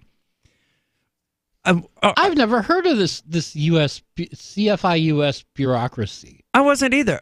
Do we have any sort of trade embargoes with China? There's the whole trade war that Trump has launched. That's true. I thought that was just tariffs, though. Yeah, I'm not aware of any sort of embargo or anything like that, or any reason that a Chinese person should have to be approved by a government agency in the first place. Yeah, I didn't know there was this. Yeah, we will have to look up this agency and find out exactly what they do, because It's not common that we find out about a new government agency that's been around for a while that nobody's ever heard of. That's true. More specific concerns are not known, according to unnamed sources familiar with the situation. But as a result of CFI US's intervention, Kunlun will look to sell the platform. Previously, it has been prepping for an IPO. Privacy concerns arising from their stake in Grindr were brought up last year in a letter from U.S. Senators Edward Markey, a Democrat, and Richard Blumenthal, also a Democrat. That's curious. I would not have expected that. But it just goes to show that the drums of war are beating loudly on both sides and that they don't particularly care who gets caught in the crossfire. Yeah. The action was sparked by a press report from an NPR News reporting exposing Grindr's practice of sharing the most personal and sensitive information of its users with third-party analytics firms without their informed consent.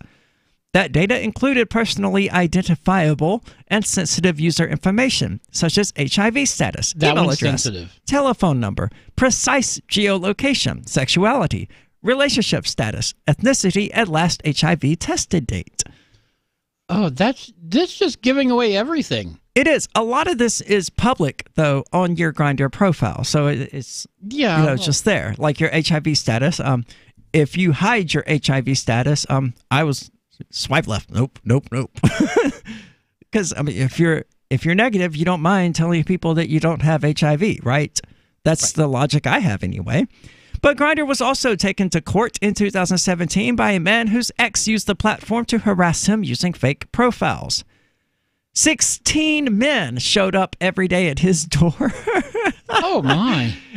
Each one expecting either violent and degrading sex, drugs, or both. Oh, my goodness. Eric, a 32-year-old aspiring actor living in New York City, didn't know any of them.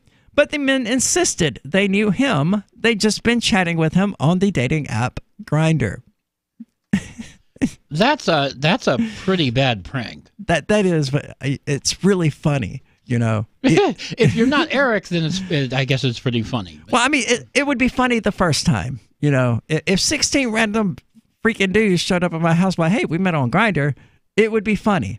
If it happened every day for like 3 months, okay, it stops being funny at that point. Yeah, that's taking it way too far. But if you want to troll someone, doing it a couple of times would be very, very funny.